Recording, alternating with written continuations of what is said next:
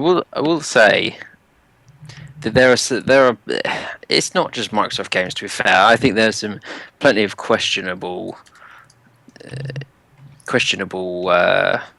review scores. Okay, I'm looking at the. You're not gonna like this, Van. Dragon Age Inquisition has an 89 rated Metacritic. That game. I'd have said that was far too high. See, I don't think that's too high. I think Halo's too low. I think Halo should be a 92, 93. Well, listen. You know? If it gets up to 87, then it's doable because then it's not known as the only the lowest Metacritic Halo, which It's is not going true. to though. There's only like 2 more reviews that have to go up. I think. No, right? they're at 61 reviews. I watch it on the hour. No, there's only 2 more weighted reviews. I'm saying though, like videogamer.com probably has some weight, and if that's a high score, that's a Games Radar. Games Radar, yeah, that's the other one. Yeah, it's 8.0. I will point out though drop that it. Well, it's not horrible. I don't think I was looking at the official Xbox magazine review, and they gave Sunset Overdrive like an 8, and they gave Halo an 8. It's not just the mainstream that. It's the Europeans. Yeah, but the official Xbox magazine. Dude, I don't care, man. You fucking fanboys. Europeans hate Americans. You hate us because you ain't us. They're not PlayStation Lifestyle. They're not PlayStation Lifestyle, which is a fucking thing that gives 95 or higher on a hyped game. Okay, guys, we're ready to start. Yeah. Did you get the show notes, Jason? Yes, I do. Thank you. I stuck all the links in there. And I have my letters up. I got 3 letters. Let me ask everyone before we start. Let me ask people in the chat room. How is the audio? Is it not fucked up? Yes, I do. Thank you. I stuck all the links in there. Okay. Oh, what the fuck is this? Tom Mig. Oh, okay, no, there's a face. Prophesy. Good audio. All right. Everyone all got their Audacity out. Yeah, just give me a second. I want to make sure I get this all going. If you look at the Twitch stream, you'll see we have a special guest. Here's the special guest. Bert Druid. No, look at the video stream under me. Video stream under you. Is Eric there? Oh, Master Chief. Oh, that's nice. Well, I took out a 5 because I thought Eric would be here, and I didn't want to switch everything up. So Master Chief joined. I kind of wish I did a 6 now, so Locke could be here. Nah, screw Locke. I think Locke has potential. They just gotta. I like Locke. They just gotta give him a fucking backstory, man. Give us a reason to like him. I thought that Master Steph.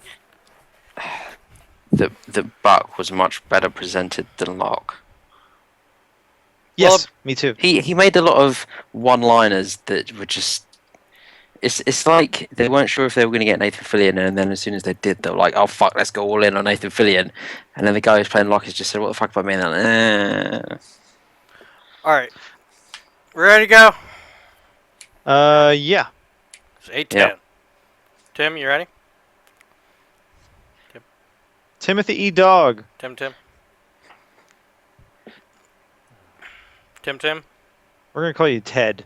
Timothy E. Dog. If we call him Ted, it sounds like he's running for president. Yeah. Ted. or not, or about to go out of the race or whatever. Yeah.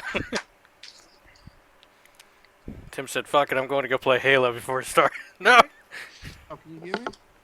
Yeah, we can barely hear you. Yeah. This guy said he beat the game in 4 hours. I was like, did you fucking just run on easy through the whole thing? No, it's terrible. Yeah, it's bad, dude. What did you do? Something bad. It was just working fine 10 seconds ago. You fucked it up. How's that? It's awful. Oh, it's awful. How's that?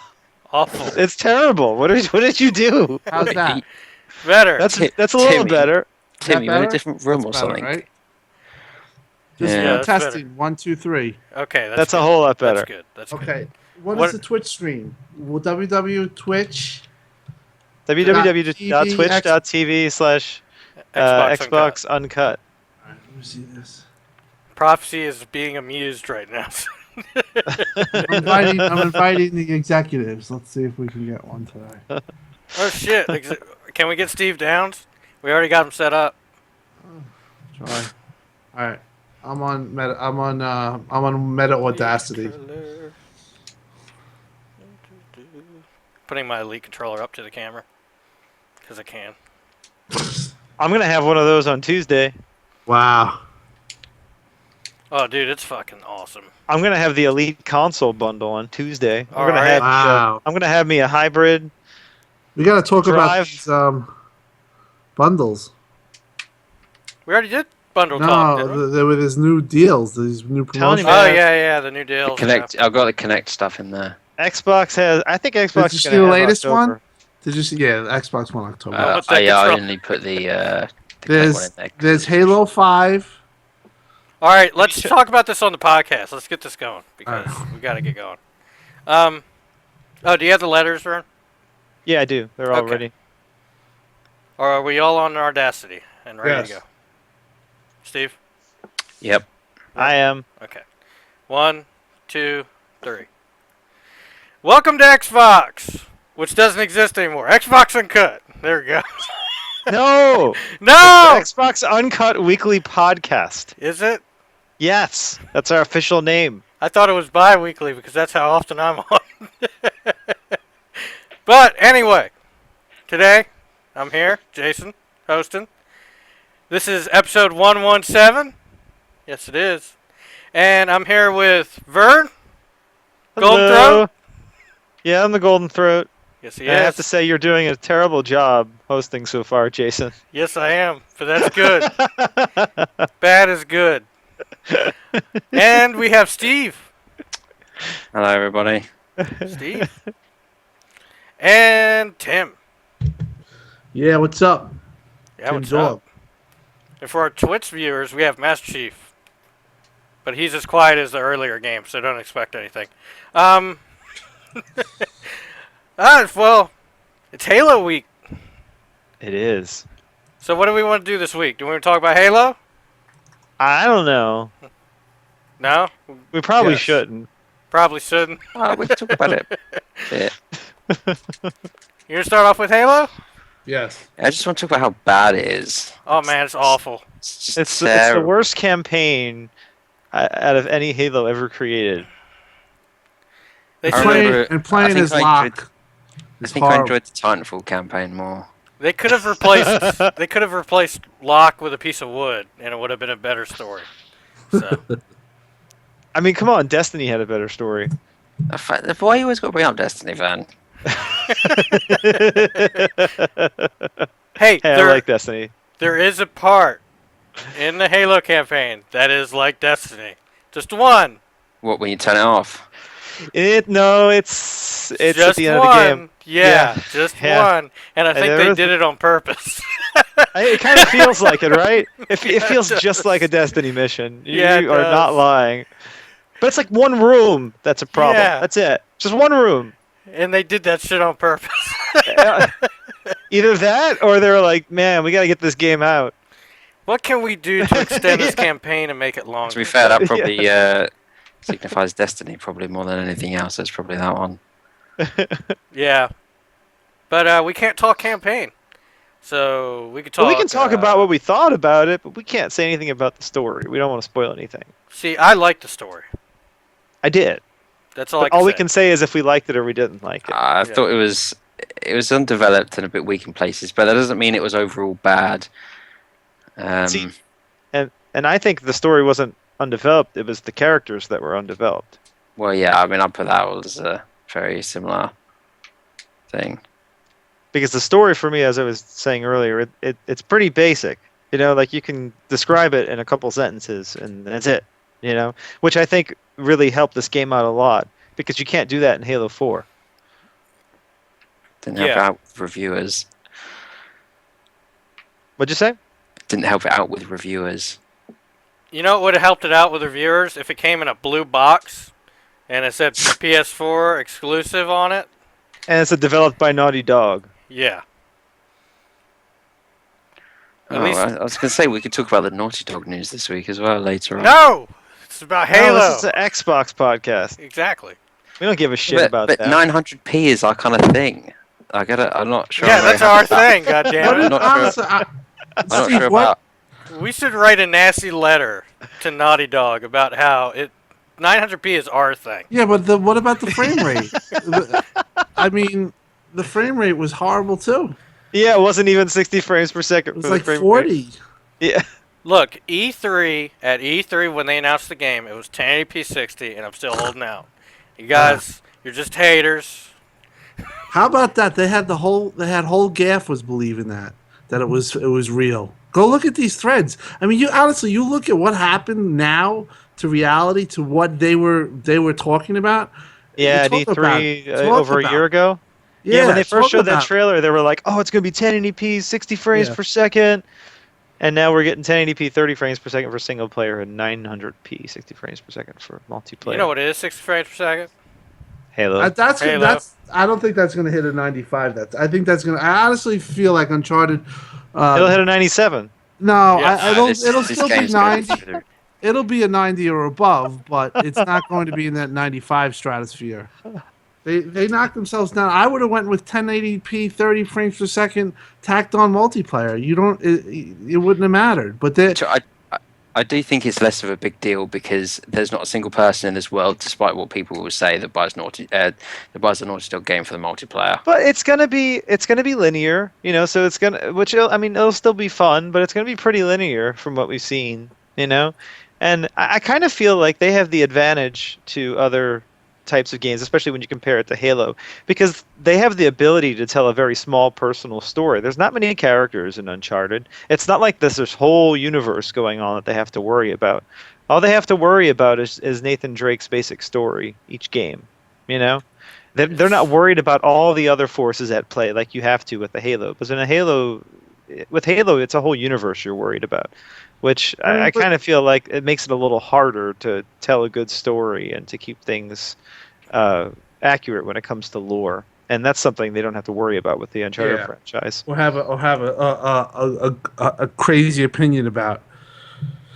Well, So- I have an important question. because like everyone's so like you go on Gaff and you go on these other sites and you see these people talk about Halo and they're so like invested in it. It's like Well, the thing sometimes- is, everyone has their own favorite Halo. That's the problem. And everyone has their own opinion on what Halo is. Right. Like everyone, like when I think of Halo, I think of CE. When someone else plays Halo, they think of 2. When another person plays Halo, they think of 3. It almost always comes to whichever Halo you played first. And since every other Halo doesn't feel like the Halo before it, there's all these conflicting opinions on what the game should be and what it means to everyone. So I think that's what makes it hard as well. Well, I have an important question. Yeah. Who is your favorite new Spartan?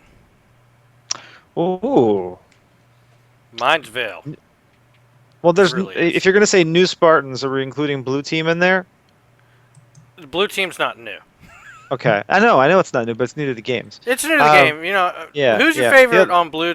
Okay, well, who's your new favorite on blue team? and I who's don't your know the favorite Blue on Fire Team Team names Osiris? because I didn't care about their names. There's Kelly, Linda, Fred, and Fred. Master I like Fred. You like Fred's Fred? awesome. Fred's Yeah, pretty he's cool. badass. Yeah, I like Fred. And who's the sniper girl? I like her. That's Linda. Yeah, she's pretty cool too. And then on Osiris, I mean, Buck isn't new, and Yeah, you're right. I Buck would- is not new. I would say what's her name? Not Vale. But the Buck other wasn't one. a Tanaka. Spartan in Tanaka. ODST. I like Tanaka. You like Tanaka? I like Tanaka's Yeah, I pretty like good. best. Tanaka's my favorite. I like Vale, man. When she does that cutscene and she does a backflip, this is a spoiler because it's in the trailers. So she does a backflip over the elite and everything, and she always starts off with the SMG, which is awesome. So, huge fan. But we don't of know Vale. anything about Vale. At least with Tanaka, there's some background in the comics and Halo Escalation. You don't Yeah. get, but Vale is just like Vale is whatever. really the real new character. Well, like- she's new and yeah. Well, she hasn't. She's been introduced or talked about once in some of the media before the game came out, right? Yeah. And there was nothing there. So, yeah. And this goes to the issues Steve had. The development, and I think it goes to it has to do with the characters. Like Vale, I don't care about Vale. Yeah. I mean, Tanaka, I kind of care about a little, but that's only because I knew about her from the comics and Escalation. Otherwise, I probably wouldn't have cared much. Buck, obviously, we all know from ODST, and he's got a lot of good one-liners and stuff that make you like him. I think they did an alright job to make you like the characters enough, considering the amount they introduced. Yeah, I'm hoping in the next game they take some time to really develop them though. And Yeah. it sounds like they may, because they said the next game will be the most human story in Halo. So, What we is it not- supposed I to don't- be? 3 more, 2 more, or 3 more? Two They- more in the anthology. and the Reclaimer saga. Yeah, So this is the engine that they're going to be using for the rest of the gen. probably. And it's a Probably next good gen as well. it's a good engine. It really is. So I don't think I've played a game that's been this fluid on a con. I didn't really play Destiny, but and that was 30 frames per second. But the fluidity of Halo 5 is what stands out to me. I could play a game for 5 minutes and I can understand it's going to be big or it's going to be great, just because you could just tell. And I have a feeling that that this game is going to be big in the tournaments. The multiplayer overshadows the single player, or it's on the same level, really, and that's why I don't think this is a failure, because it has an 86 Metacritic. Like people, I mean, I think that the Metacritic is different than it was in past generations. It's like a +4. You can add +4 because you have a lot of sites that are just too opinionated, and they just like take it way. This game shouldn't be getting Well, a 6. Well, certain websites are starting to use more of the 10-point scale than they used to. That's what's yeah, happening too. And yeah. Another That's big a good problem, idea. honestly, That's- is you you're read right. some of these reviews now, and they read like the person never even played the game.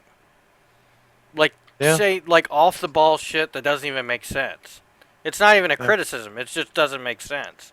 And it makes Well, you like wonder, what the fuck, you know? Well, yeah, there were some reviews saying that the story was incomprehensible. Yeah, like, how is And it? then you have some stories It's that simple. say How the hell is it unbelievable. incomprehensible? Well, we can't get into the story because it's just too much of a spoiler haven. Whatever. It's just too. I'm nervous with you guys talking about Halo right now of spoilers. I mean, We're not going to spoil it. Don't it's worry. just Well, what I can tell you, you're Tim- going to places where it could just become a spoiler. Well, what I could tell you, Tim, not even talk about the story. This has the best cutscenes in a Halo. Oh, the- by far. Cutscenes are awesome. It has the best music. The music and the sound engineering in this is insane. I don't know if I'd say it has the best music out of I any think Halo, that's up to but preference, but, but yeah. I it's gotta really listen to it. good. It's really It's just good. it seems like it's I- very traditional. you know, Like they started it off pretty much the same, right? The first song. no, was- well, no, well, sort of. I mean, it's got the chant in the beginning, and then the original Halo theme is definitely reused. And I'd say this is the best version of the original Halo theme by far, because it's using a 96-piece orchestra, and it's like early 20th century maximalism shit going on. This is like it's badass, man. I have There's no idea what that so- means. Okay. I liked What it. hap- I what liked it. happened- I was, no, what it totally happened with sounded Max- Great. No, maximalism is great. It was a great movement in music history. It was very, very short because it was stupidly expensive. Because, okay, you figure you had these composers. They're like, okay, we've done everything there is to do. What else do we do? Well, let's double the orchestra. And that's essentially what they did, So what ends up happening is you just have a wall of sound, And it's really cool, but after like probably 10, 15 minutes of hearing this wall of sound, you're like, okay, this is too much. And it works for Halo, though. It works really well for Halo. So it's really exciting. And I think Janucci actually works really well for this Reclaimer saga, because of the kind of tech influence that is in these games. And he has a lot of good history with electronica. Like he's done a lot of music for Metal Gear Solid. So it's an easy fit.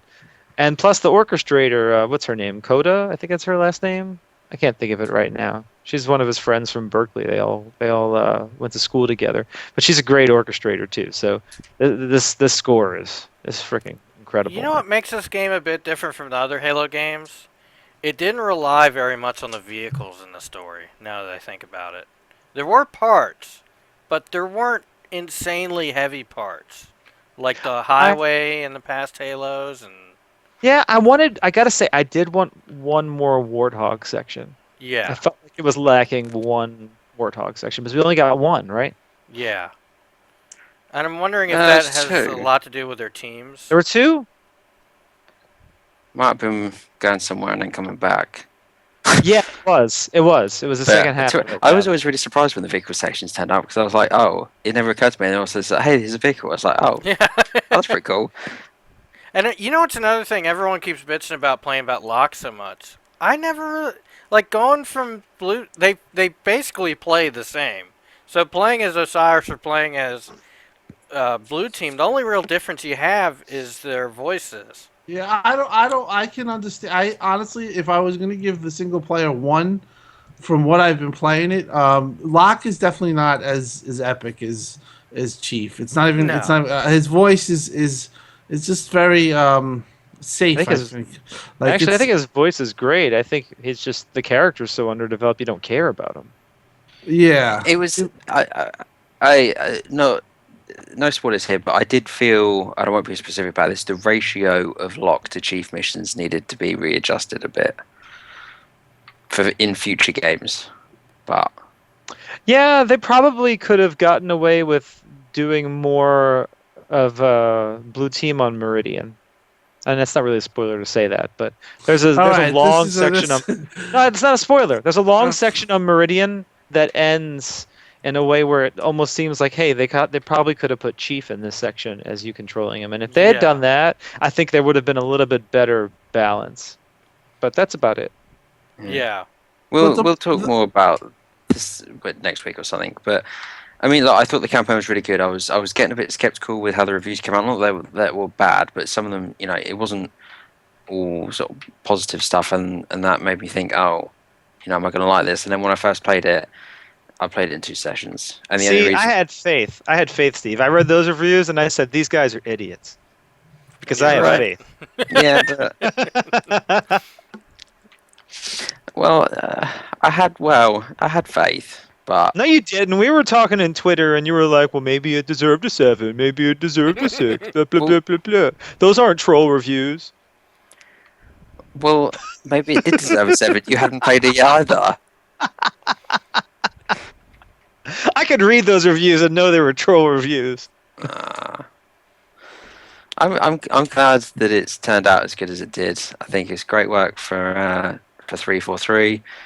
The concerns that I had about lock and that sort of thing were, fortunately, you know, they're okay. I mean, there's always things you can improve.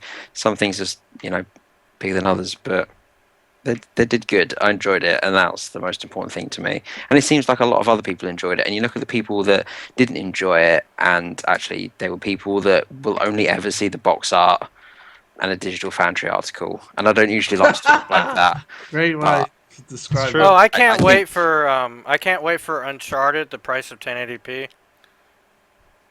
Are we gonna get that one? You are never No, going to we get. won't. But we'll get Halo, the price of 60 frames per second, right?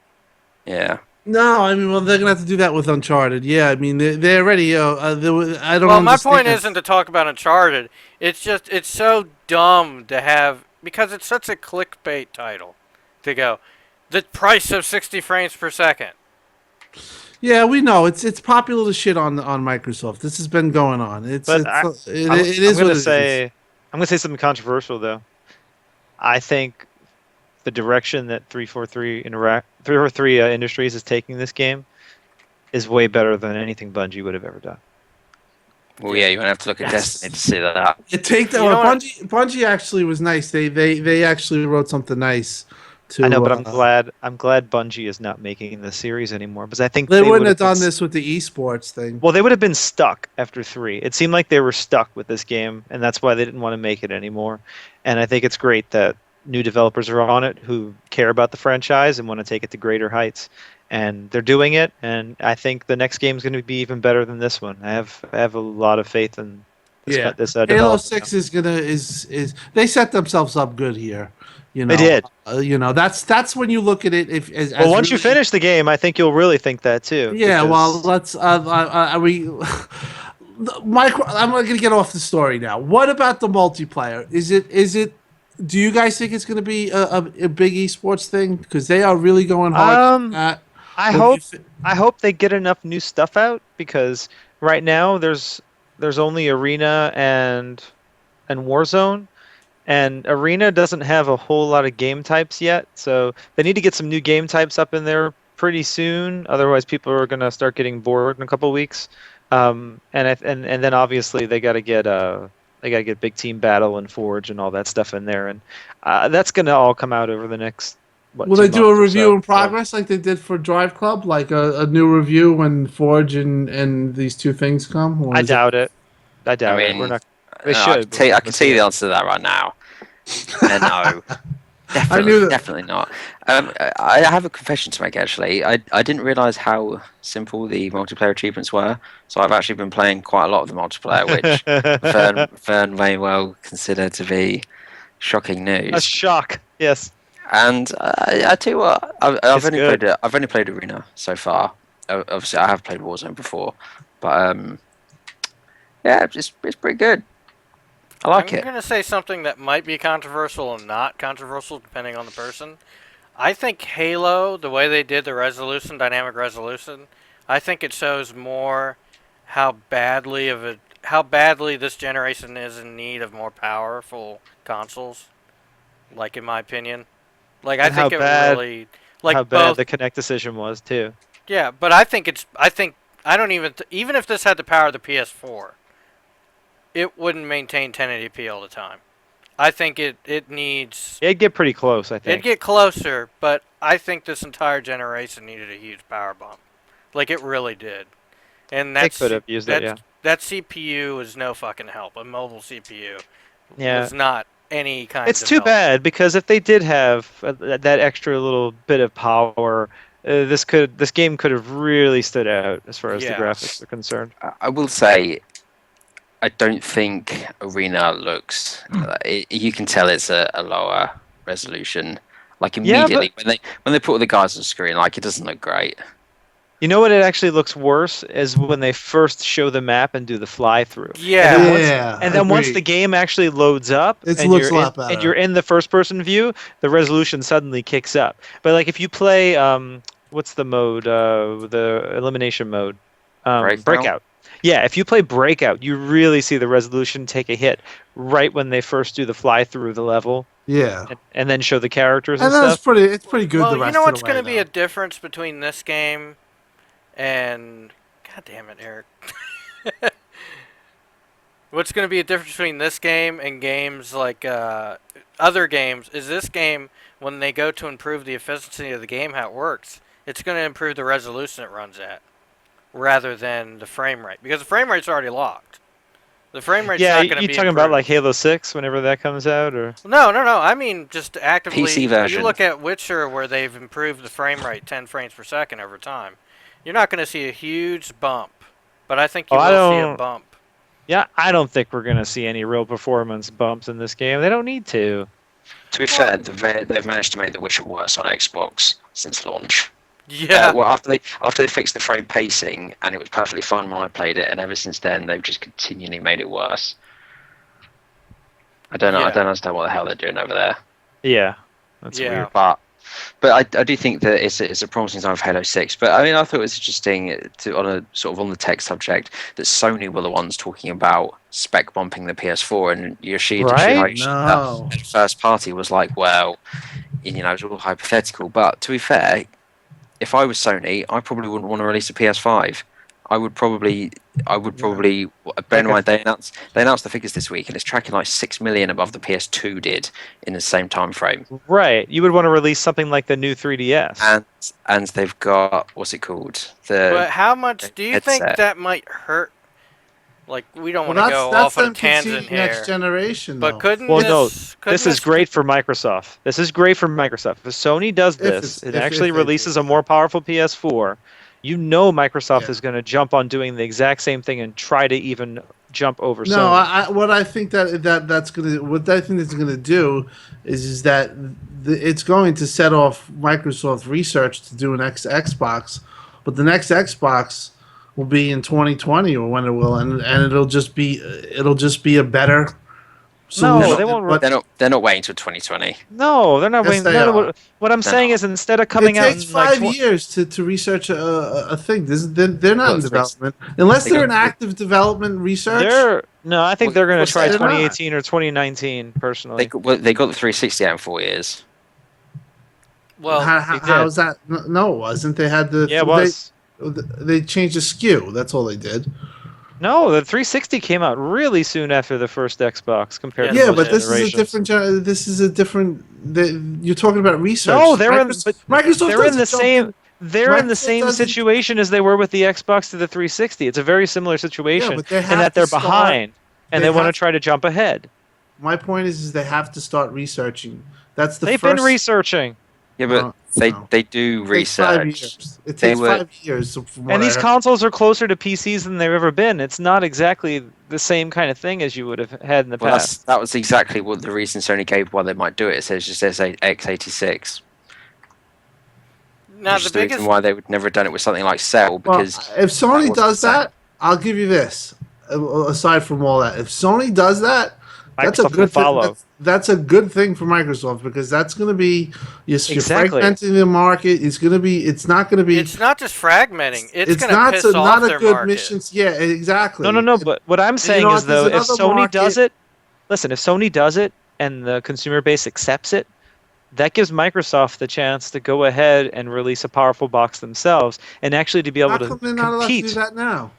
Because they would get destroyed if they came Yeah, out they with one can't of do those it right right now. now. But if Sony That's comes out sad, with it, right? and then everyone's like, "Oh, I want it, let's do it." Well, then that gives Microsoft the reason to say, "Well, we have to do this to compete, but we're gonna try to leap their console specs or do something at the same that exact annoys me power." that you say that though, because it's true.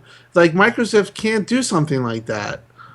Because why? What would have a big problem with it? Where would it start? well, no, I think the Let's I start think with the fanboys problem- in the media. I think where the would it problem really would start? be- I think the problem would be is whether Microsoft announce it as a spec bumped Xbox One, whether they What do you announce think it as just NeoGAF an would look Xbox like? 2 or Console. something. What do Yeah. you think that? What do you think that site NeoGAF would look like? What would happen? If what? If Microsoft If- did it? Yeah. If If it looks Microsoft, look, Oh, they if- would lay into Microsoft if for sure. Microsoft How come did they it- don't do that for Sony? I mean, it's Because Because they love they're a bunch Sony. of We know Sony this. We've already fanboys. established this. fucking annoying, man. we already like they're Sony fanboys. But They that's what would I'm saying. fucking love it.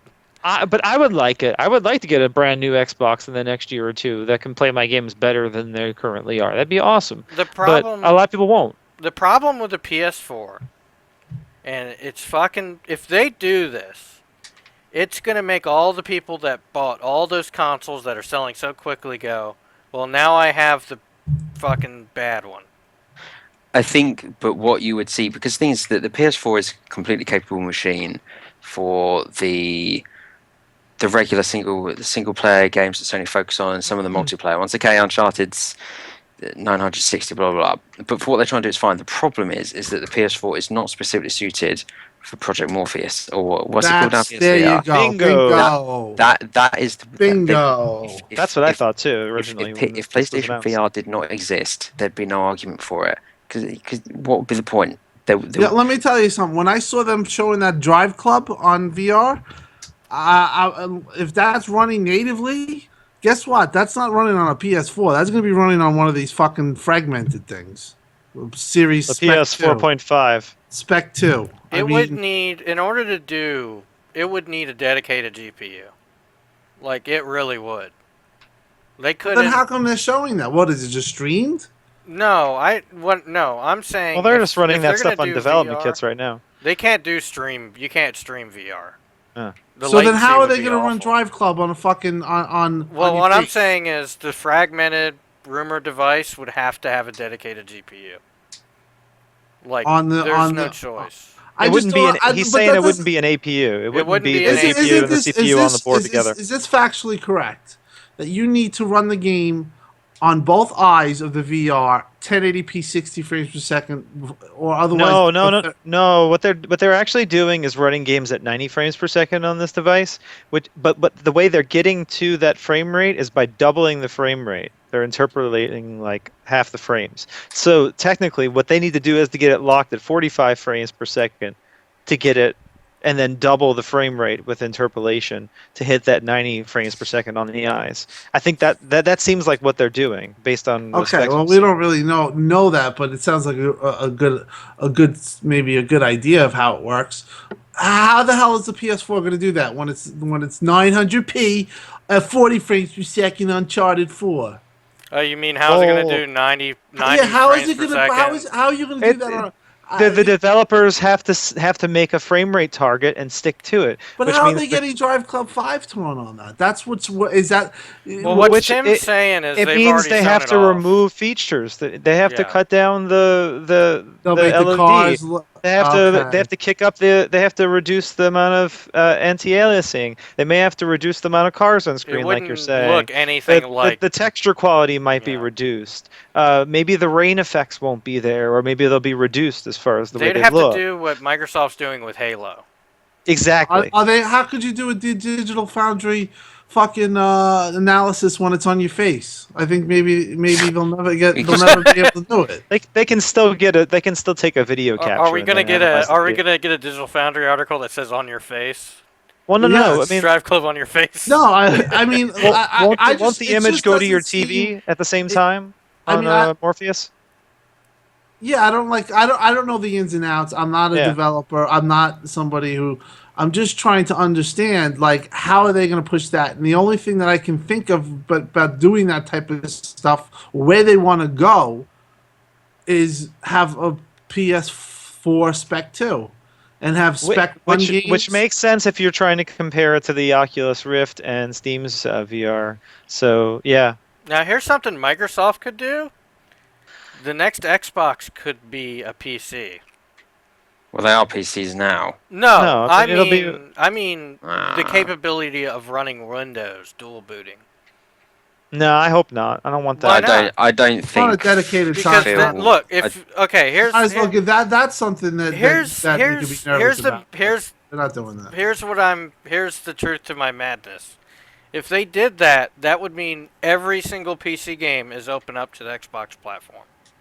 That's every assuming you single dual one. boot it, and people don't want that. That's just confusing. Yeah, the- but Yeah, I it don't makes see it. them. I think It's a bad that's going to idea. be the end game, though. no, Other than streaming. Well, okay, but we're talking end game in the next 5 to 10 years. We talk about end game in the next 20 to 30, because in the next No, 20 to the 30, next- I'd probably agree. But Phil was even talking this week on Twitter. He said he fully expects another console cycle, including from them.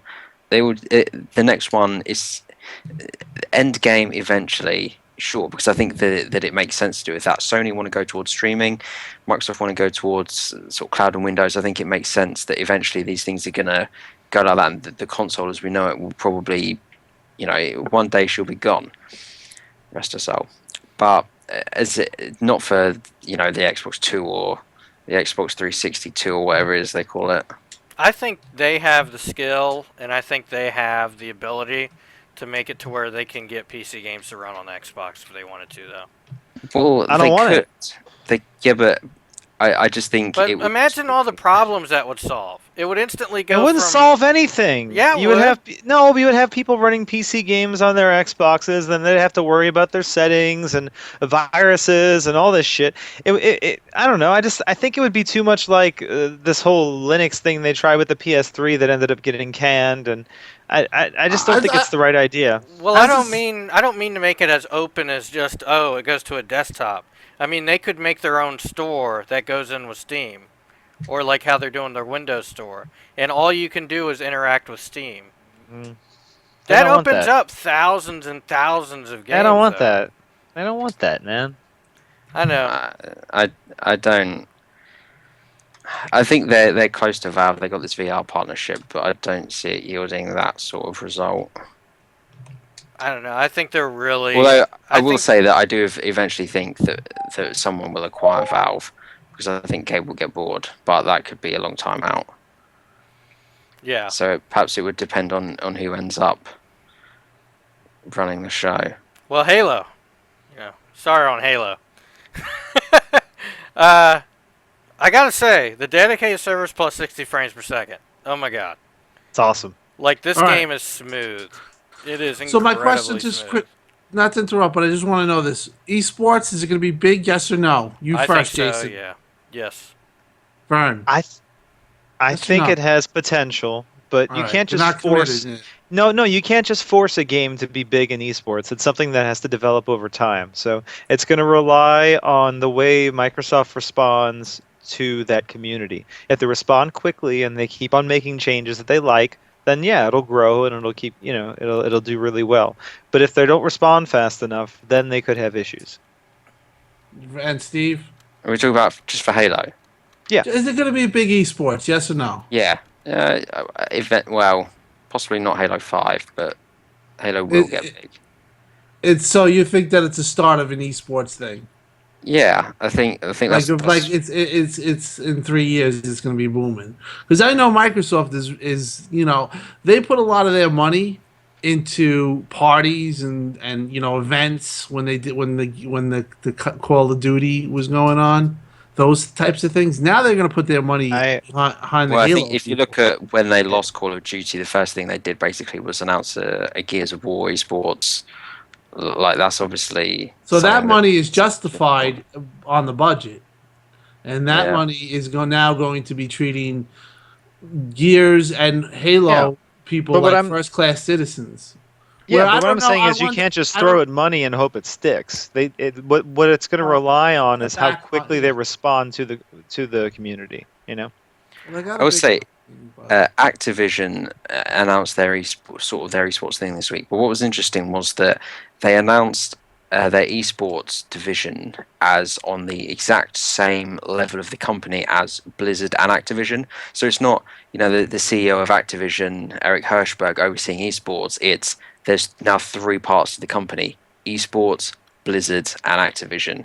And I think that's a big thing in terms of how people are approaching esports. well, I think That's how esports is significant going to it get is big. And that what they're about making. this elite? Do we probably have that in The Elite the controller I helps. think there's as far as esports go, I think there's a very good reason they released the Elite controller on the same day. I think that was genius, to be honest. You can't find this thing. I You can. can't find I this found thing. it. I got it right here. Yeah, you had it pre-ordered. And I told everyone, and their Who has it mothers. right now? Just you, Me and Jason, out of all of Dusty. us? Well, I know Dustin. I just meant like of the No. people who are here. Is it Now just I you want to right now? say, yeah, this D-pad should become the new D-pad. So I'm give us your serious. impressions on the controller since you have it. It's a good time to talk about it. Well, for one, it's extremely easy to do that. To do what? Take all the buttons off. Oh, okay. So it's really easy to replace all the buttons and put them right What do you back think on. about the varying lengths of the joysticks? Have you tried out the longer joystick and the dome joystick and everything like I that? think it's incredibly different. Like it's a huge. They work very well. Like you don't feel like the longer one is gonna come off when you're when you're pushing on the edge of it. It doesn't feel like, oh, this thing's gonna snap off because it's long. It actually feels really good. Do you think the but longer one is better for Aiming? aiming? I think it's more accurate, but I haven't tried it too much because it's a huge thing to get. Like It is. this is a controller where you're gonna have to get used to it, Mhm. especially the paddles. If you're not used to it, you're gonna have a lot of trouble. Are there different size paddles, or are they all the same size? You get. One sec, I'll show you real quick. One moment. Does the paddle come out? I have it all in my little case. Okay, you get these larger ones and then these smaller ones. So it's about half the size. Damn, it's really hard to Do you sell get this 4 of camera. each or 2 of each? You get 2 of each. Okay. So you can have all 4 on the same time and have 2 long ones on the top, 2 smaller ones kind of on the bottom, or vice versa? Yes. Yeah. And by default, it's set up as the face buttons. So you could Right. technically use this and not press any of the face buttons at all. Right. Which, by the way, I need to get used to doing because you'll notice how much of an advantage it is to be able to melee while turning. Or, Yeah. And shooting at the same time. Exactly. Yeah, I get it. I And want to jump. say the plastic on this thing, like just the plastic on the face and everything, it feels very premium. Mm-hmm. Like you feel like, have you ever felt premium plastic in like an expensive car? Yeah, That's what it feels like. that's nice. And all the metal feels like real metal. It's very easy to switch between the So half trigger. you rub it all over your body. Yeah, pretty much. It feels good enough to rub all over your body. Oh, and the I thought half this was trigger thing. Oh, the How's half that trigger work? is really easy. I You- switch between it like actively when I'm playing.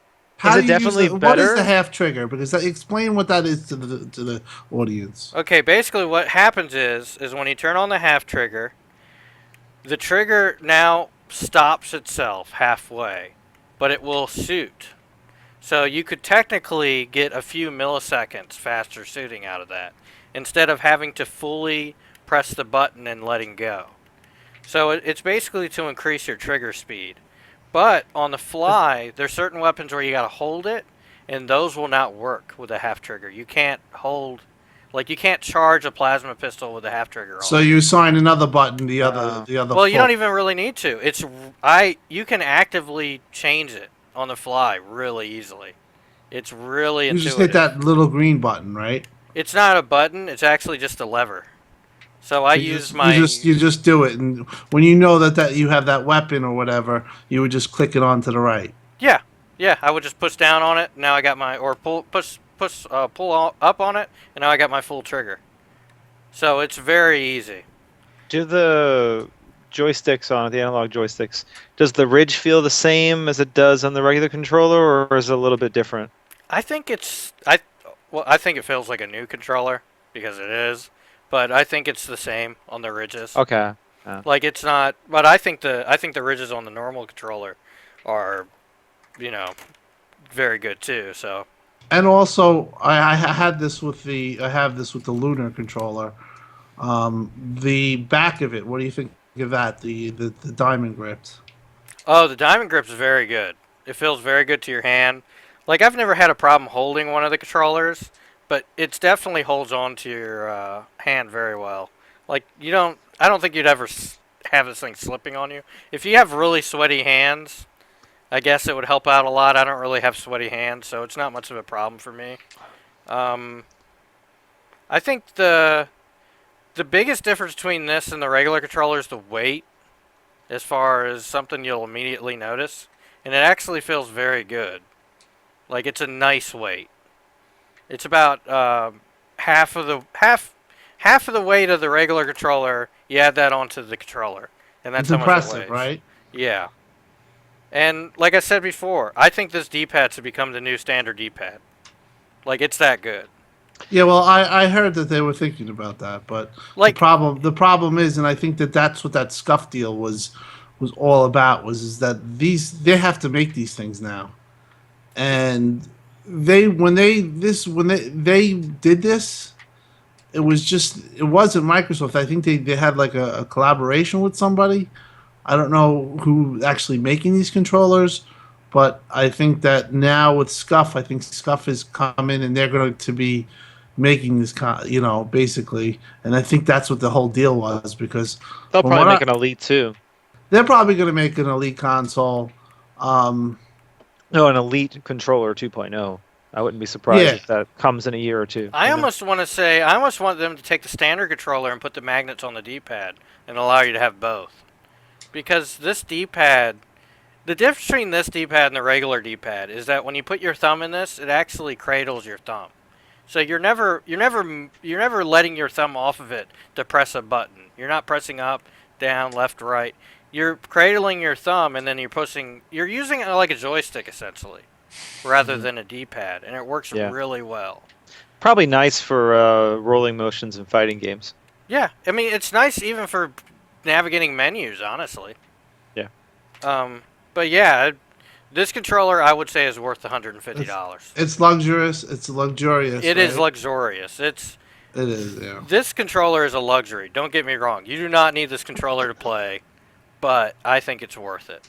Like as much, I hate every time someone talks about this controller. They're like, "All right, before we get started, the price. The price is $150. That's 3 times the amount of this controller, guys." Like I hate when people keep doing that.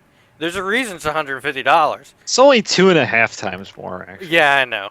There's a reason Well- this thing's 150 because it's worth 150. Like it really is. The thing is that people, they, as much as it is expensive, they don't seem to realize what it is that they're. Well, at least maybe they're just being deliberately obnoxious, but they don't appear to see that this isn't intended to replace the standard controller.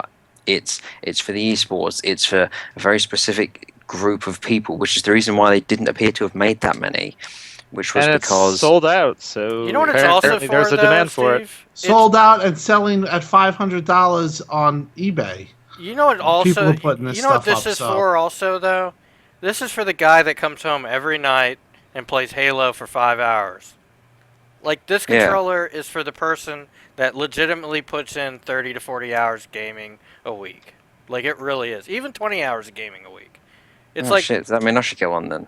yeah, honestly, Yeah, yeah. you really will Like, like if it. you- okay. It is that good.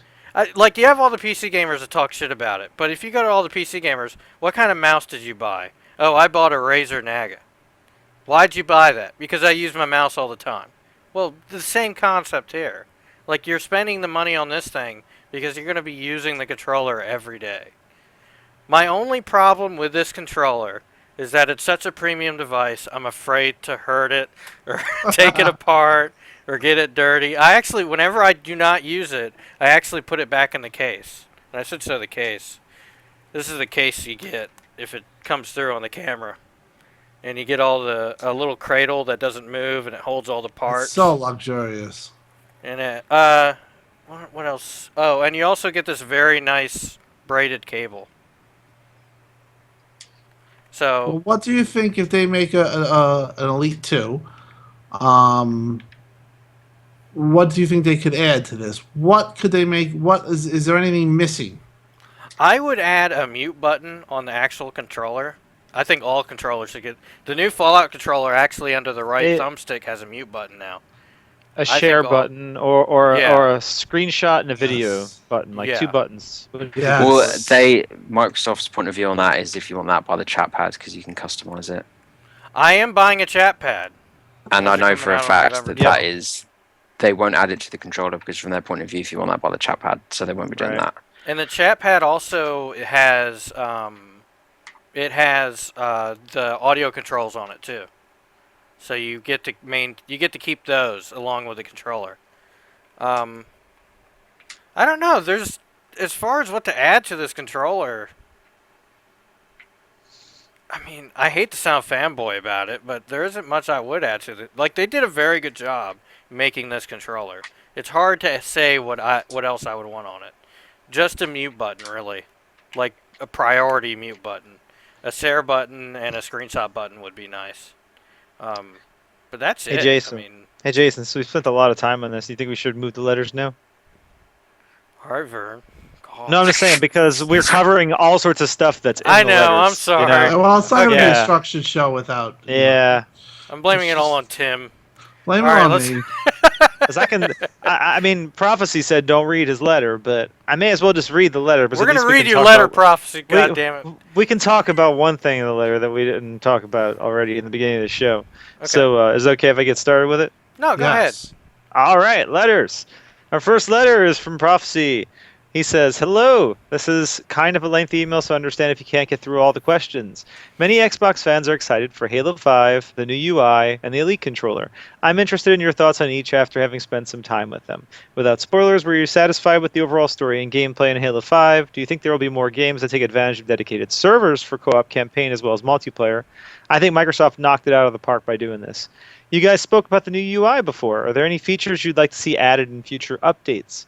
The Elite controller is sold out everywhere. Do you think the Elite controller is as much for the casual gamer as it is for the pro gamer?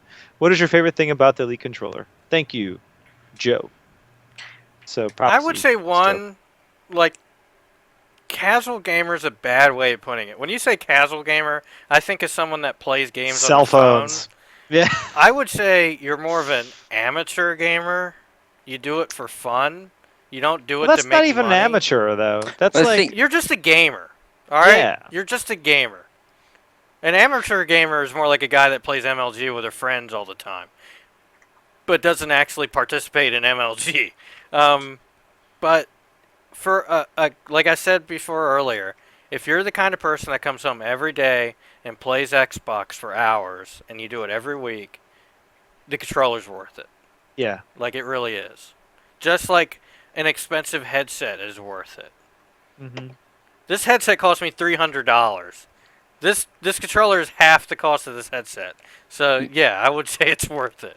You guys are making me feel like I need to start upgrading my stuff. I got this the stereo Xbox One stereo headset for like 30 quid. I Maybe like I the need That to thing's stereo terrible, headset. man. That Maybe I thing's need to- terrible. maybe I need to gear up. Well, I like You- it you for d- the price. You do. You should at least get those Turtle Beach XO ones. Oh, the ones Dusty got? Yeah, well they're like $80 or something, and they're so much better than the stereo headset. Just way better. Do The you mic's not- better. The Yeah. quality's better. Yeah, I mean yeah, you should definitely get those because they're not too expensive, but they're very high quality still. Yeah. Definitely don't get the first gen Turtle Beach stuff for this generation. But the second gen XO1s are much better. First gen broke a lot. Yeah. What was the other thing he asked? He also asked about the new UI. Do we think there should be any more features added to it? Obviously, Yes. background music. Everyone wants background I was music. saying so- background music. yeah. That's huge. I don't understand. They don't have that yet. I've been using my 360 a bit this week, and I feel like the one thing that they still don't seem to realise is just how quickly you can view an achievement on Xbox 360. Like, it pops up instantaneously, whereas on Xbox One, like, I don't mind it, but it has a bit of a slow sort of pop, and then it sort of expands, and then it goes in, whereas on Xbox 360, it's just like, bam, here's your achievement. Yeah, but it's Then you a press the- much. It's less things to load. Graphics. It's trying to do more. This, it's not just popping up and it's just an icon. I think the It's a problem little is more in depth, I think. it's the same thing they went through when they were developing Windows 10. Is that they try to make it look fancy, but the fancier you make it, the more animations there are, and the slower it is. And You have I to think, find that right balance. Yeah. yeah, once they finalize it, hopefully, because the start menu on Windows 10 used to have a lot more animations to it, but now it's more instant. So hopefully they just go ahead and sort, because it's not slow. Like this new UI is really quick, especially everything in the guide. It's still a little laggy. For you, it's not laggy for me whatsoever. No. When you pop up the menu over your game and you go up and down, it does lag a little. Yeah, I see a bit of stutter. I think that's something. Hopefully, they'll get sorted out. It could just be something. It could be that it's taking a second to repurpose the power or whatever to allow it to use the guide. But They need to get that worked out if they can, though, because it makes it feel like it's not working correctly, even though it's not a real issue. yeah, I think honestly, I think everyone that used the old, everyone that's coming from the old UI that comes to this one, I think for at least the first week or so, they're gonna love it just because of how much faster it is.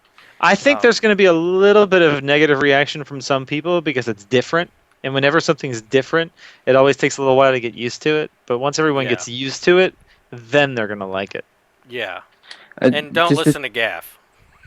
just the thing that I was going to say about like achievements is that, and it's sort of popping up, is that here, like when you want to go and find achievements, like I know there's not that much effort to get to the guide and pop them up and look at them, but it all seems like it's still not a great process. Like in my opinion, they need to add a profile section to the top of the dashboard and have everything there, and then when you press the button down and you pop an achievement, you just go straight to it.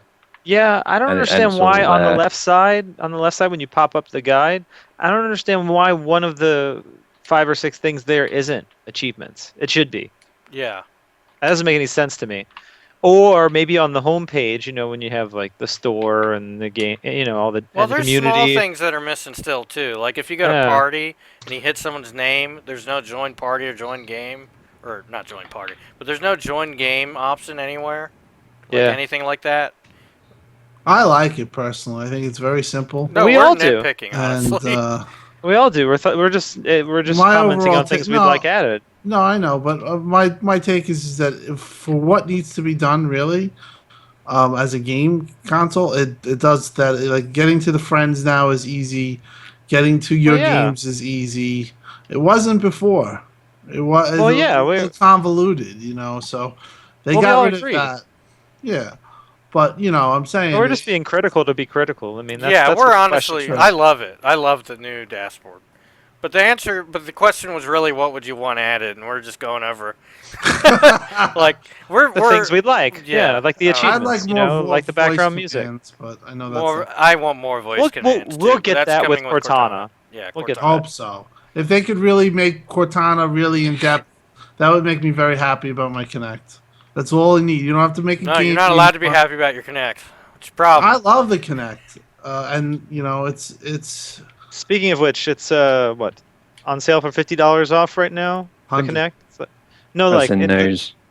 the $150 Connect was it like it's now 99 or something like that, right? Talking of the news. Buy it separately, yeah. Yeah, we'll talk about the news. Next letter. This one's from. Well, actually, no.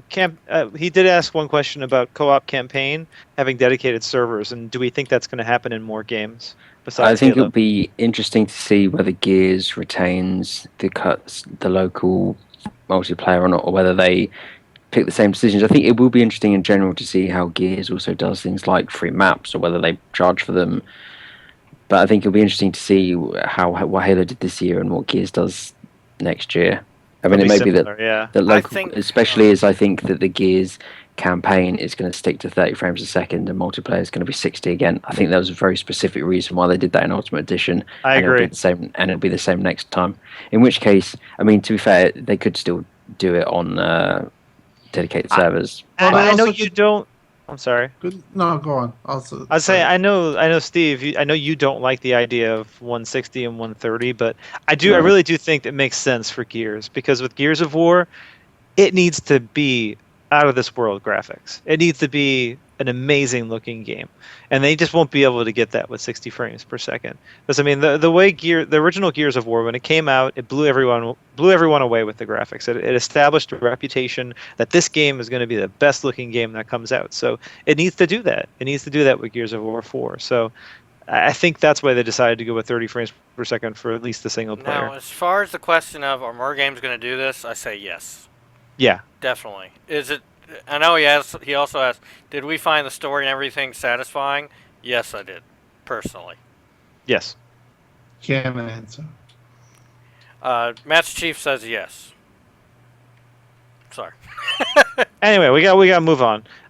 Next letter is from Wicked Soul. He says, since this week will be dominated by Halo, I thought I would ask a Halo-related question.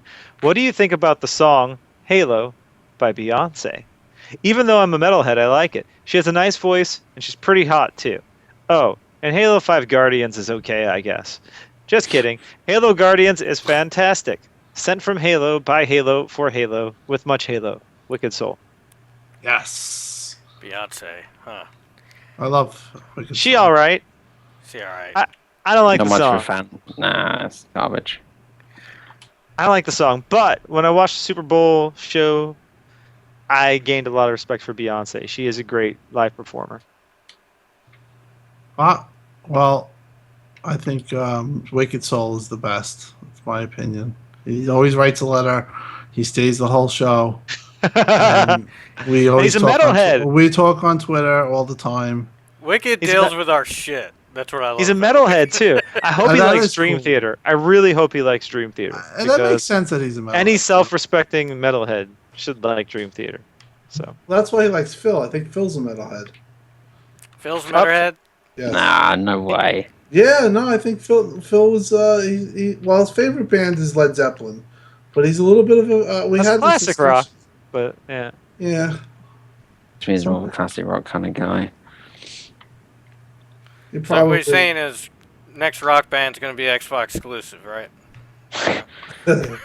Might have to be to get funded. If Harmonix is still going, maybe. All right. Okay, next letter. News? No, next letter. We got another letter? we got one last letter. Oh, one last shit. letter. And this is from our favorite man down under, Special Ed. Oh my god. He says, "Hi again, Uncut crew. My question this week is, if you could pick one dormant or dead, formerly Sony or Nintendo exclusive third-party franchise to resurrect on Xbox, what would it be?" That's very specific. Mine would be Maximo. I absolutely adored those games on PlayStation 2. And honestly, outside the weird camera controls, they still hold up pretty well today. I think it's a franchise Microsoft could easily convince Capcom to co-publish with them and would really add something to Microsoft's portfolio that they just don't have. What would you guys pick? Special Haze. Haze. Ed. Really? Are you sure your final answer liar. isn't Lair? Lair. Well, Sony own layer, but I tell you what, Haze was a game with a lot of potential. They just fucked it up bad. Not in And They did. Microsoft's lineup. And they took all that Battlefront 3 money and also stuck that into Haze and made an engine that didn't run on the Xbox 360, but it wasn't terrible. That's a pretty bad game. Nah, it was just average. I'm really happy. I would say it's below average. I'm really happy we're talking about Haze right now. Who made Crash Bandicoot? Naughty Dog, Naughty and it's Dog? owned by Activision. Yeah, that's the one that I would want. I'm gonna have to go with Sega games. I think Daytona USA needs a comeback. I think Sega Rally needs a comeback. I think Nights into Dreams. And I mean Shenmue already got that's happening, so that would have been my Yeah. other one. But yeah. Dead third-party Sony exclusive. I don't think I could dig through that pile and find something. No. I don't know, man. Honestly, that's a tough one. I really It's a don't good know. question, though. Yeah, that's a Yeah. weird one. Yeah, PlayStation 2 third-party exclusives that died. That's If a it was weird just exclusive, then it would be one thing. But third-party Onimusha? exclusives. What? Well, I suppose there's a lot. I've never played it myself. one. but there's Onimusha, yeah. There's lots of Japanese Yeah. Yeah. ones. Yeah, this is a trick question. That's a weird one. Any on Nintendo that even count for this? That's Final I can't think of Fantasy any. Crystal Chronicles. Okay. Zack and Wiki. Why does it have to be a Sony? Why can't it just? Well, be that's a the question. It's specific. But Maximo, Maximo was cool, but I mean, it's just kind of like 3D Ghouls and Ghosts or Ghosts and Goblins, you know? Yeah. Siphon Filter was owned I by was gonna Sony, s- right? That was first party. Yeah, Siphon Filter. Yeah.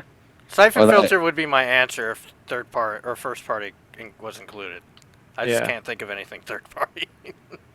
But Haze, you know, like that fits the description. So I guess we're gonna have to all say Haze. What Yeah, about Haze. Mag? Haze, So game of the year. we all agree. We all agree it's No, Haze. That was first party. So thank you for writing in, Special Ed. You're gonna get your Haze. If it's Wait, up to Haze us. was first party? No, it was. No, Okay. it's exclusive third party that died. Okay. I thought Steve just said it was first party. No, that was Mag. Oh, okay. Correct. Yeah. Oh, Mag. Yeah, that was, Massive action I remember game. when they announced that E3 and they were waiting for wasn't that the year that everyone was expecting God of War 3 to be announced, or there was something that people were expecting to be announced, and then it was like, we got one more game, and everyone's like, oh yes, this is it, and it was like, here's Mag, and everyone's like, what the fuck is this? Almost every E3 has that moment. I was so excited when I first heard about Mag. I was like, whoa, this is awesome. And then I played it. I was like, wow, this is just not what they said it was going to be. Wow, this is not awesome. You can see Especially why after playing Warhawk. Like, Warhawk was fun as shit, man. you can see why Sony shut down their only multiplayer focused studio. Oh, they just couldn't do it. All right, news time. Yeah, that's all the News time. letters. So thank you all for writing in. Write us again every week at letters@xboxuncut.com, and we'll read your letter unless it's something really bad in there. But don't send us any spam either. We don't like that.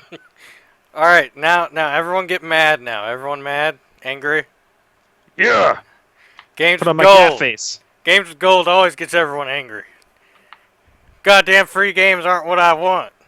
Well, first tell us what these free games are. On Xbox One, they are what? Is it Numa? Numa. Numa. Yep. Breath of Life, and Night Squad. Yeah.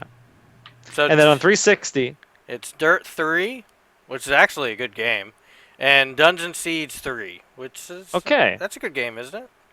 I feel, don't think it was particularly well received. Okay, but Dirt 3 compared is a to- good game. And it was Obsidian. I think people expected better. but it ran well. It didn't have a lot of bugs, which is pretty good for Obsidian. Yeah. That's pretty bad. It's true. It's I know. true, and it was their own because it was their own engine. They weren't using Gamebryo or whatever. Yeah. Yeah, I know everyone wants a AAA game. And then, I don't know. I think this is fine, especially considering we'll get these 360 games this month, too. I personally think that for the first month of backwards compatibility, This isn't bad. that it's a pretty. It's not. I don't think any of these. I don't think it's bad. I enjoyed Numa and stuff, but I don't think it's. I don't think it's a great month. I mean, you could argue, seeing as how you've got the fucking ridiculous amount of games coming out at the moment. Yes. That really do not need to spend the money that it would take to get sort of third-party games and stuff on Games with Gold. That's a perfectly valid argument, but what they should have done is had Halo Reach and maybe They already did Halo Reach. Oh, they already did Halo Reach? Yeah, they already did Reach for 360 games. Oh, shit. Yeah, like 3 months ago, but it wasn't when it was. And they don't need to do the Gears games because everyone's getting those with. I mean, they've already Ultimate done. Edition. They've done all of them. 3 of them. Gears 2 Yeah. Anyway, because apparently Microsoft have got some beef with Gears 2, which, if true, I'm gonna start taking names kicking ass. They could have done Forza Motorsport 4. Well, Forza 6 just came out. I don't know. Maybe exactly. They've never done Forza, so I presume that could be part of the fact that they're such regular releases. I think they're gonna time this based on when new games are coming out and stuff. So yeah, it's gonna be interesting, but I think it's okay. I mean, I think Numa's actually a pretty decent game. I don't know much about Night Squad. It looks like it's not so my alley. 1 to 8 player. I think it has online and local co-op, but there's been a rather large amount of local co-op games, both Xbox One and PS4 and PC, that have been kind of range from disappointing to garbage. But this one looks like it could be pretty decent. I mean, it's good that we're getting brand new games. I do like that. I do like when they do that. I agree with everyone that I'd like to see more AAA games, but it also pisses me off that every time, like, it was kind of sad because one of the devs of one of these games was actually in the subreddit thread, and they were like, yeah, we're here, AMA, if you guys have any questions, and everyone else in the thread was sitting there talking shit about their game because it wasn't what they wanted. And it was like, guys, just calm down if it's shit. Like, if you go play it and it's crap, then go and complain. But don't just sit there and go, this isn't a AAA game, so it's shit. I think it's a decent. Honestly, but that's the way people are, though. That's it. People say, "Oh, it doesn't matter." All these indie games. The fact of the matter is you're right. It might be uncomfortable that the dev was there, but people generally don't care about the smaller games. If you've been there, done that, they want to be enticed. They want a new experience. And AAAs do that where these games don't. You know what I mean? So we'll get them. Yeah. It has to be. The thing is, oh god, I can't. I just said it fucking cool. The thing is what, Steve? I think if you look I think there is a very clear reason why some specific months are better than others, and that's because they're trying to get people. I don't see any incentive for Microsoft or Sony to offer great months of Games with Gold when they don't need people to resub. Like and I'm not trying to be cynical because it makes a lot of sense. But why would you go out and get like the month where they had Tomb Raider? I thought that was a really good month. But why would you go and do that when it's a lesser month for people to upgrade? To resub to gold, like you pick your best months when people do it because you want to pick decent games. I do think that they do want to pick decent games, but Tomb Raider probably costs a lot more than Night Squad, or Rayman Legends costs more than Night Squad to pick another sort of game. So it's going to start. They're going to start losing all their money if all they're doing is getting these AAA games. Well, and we're gonna get games from Microsoft as well. Like we haven't seen Loco Cycle. They're gonna pop that one up. They're not gonna do Loco Cycle. You don't think so? No. Well, it was actually like the Japanese one this month or something. But no, the game was terribly reviewed. Rise would be a really good one to. That's the one that everyone asked for. They should just give that. If they give Rise, then you could deal with these weeks where it's these months Sunset where Overdrive. That's not yeah, really I- selling anymore. I mean, Uh, yeah, that's a great. Imagine having a month just like a Christmas month, Sunset Overdrive and Rise, just to show what the system is Although, about. by the That'd be way, huge. by the way, Huge. they don't seem to be suffering for the worst, considering they came out and we found out what there's 28% more gold members or some crap like that. Yeah, 18. Well, they're that doing well. includes no, that includes it was PC too. users. Yeah, There's not that many gold subs. No, they already surpassed that. Like they were already at 35 million gold subs earlier. Right, Confirmed. but they included the PC, so Yeah, this. but that's fine. I mean, I don't, it's still gold either way.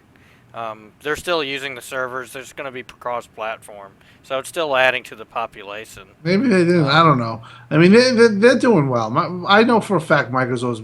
I know for a fact Phil. It's they're making money.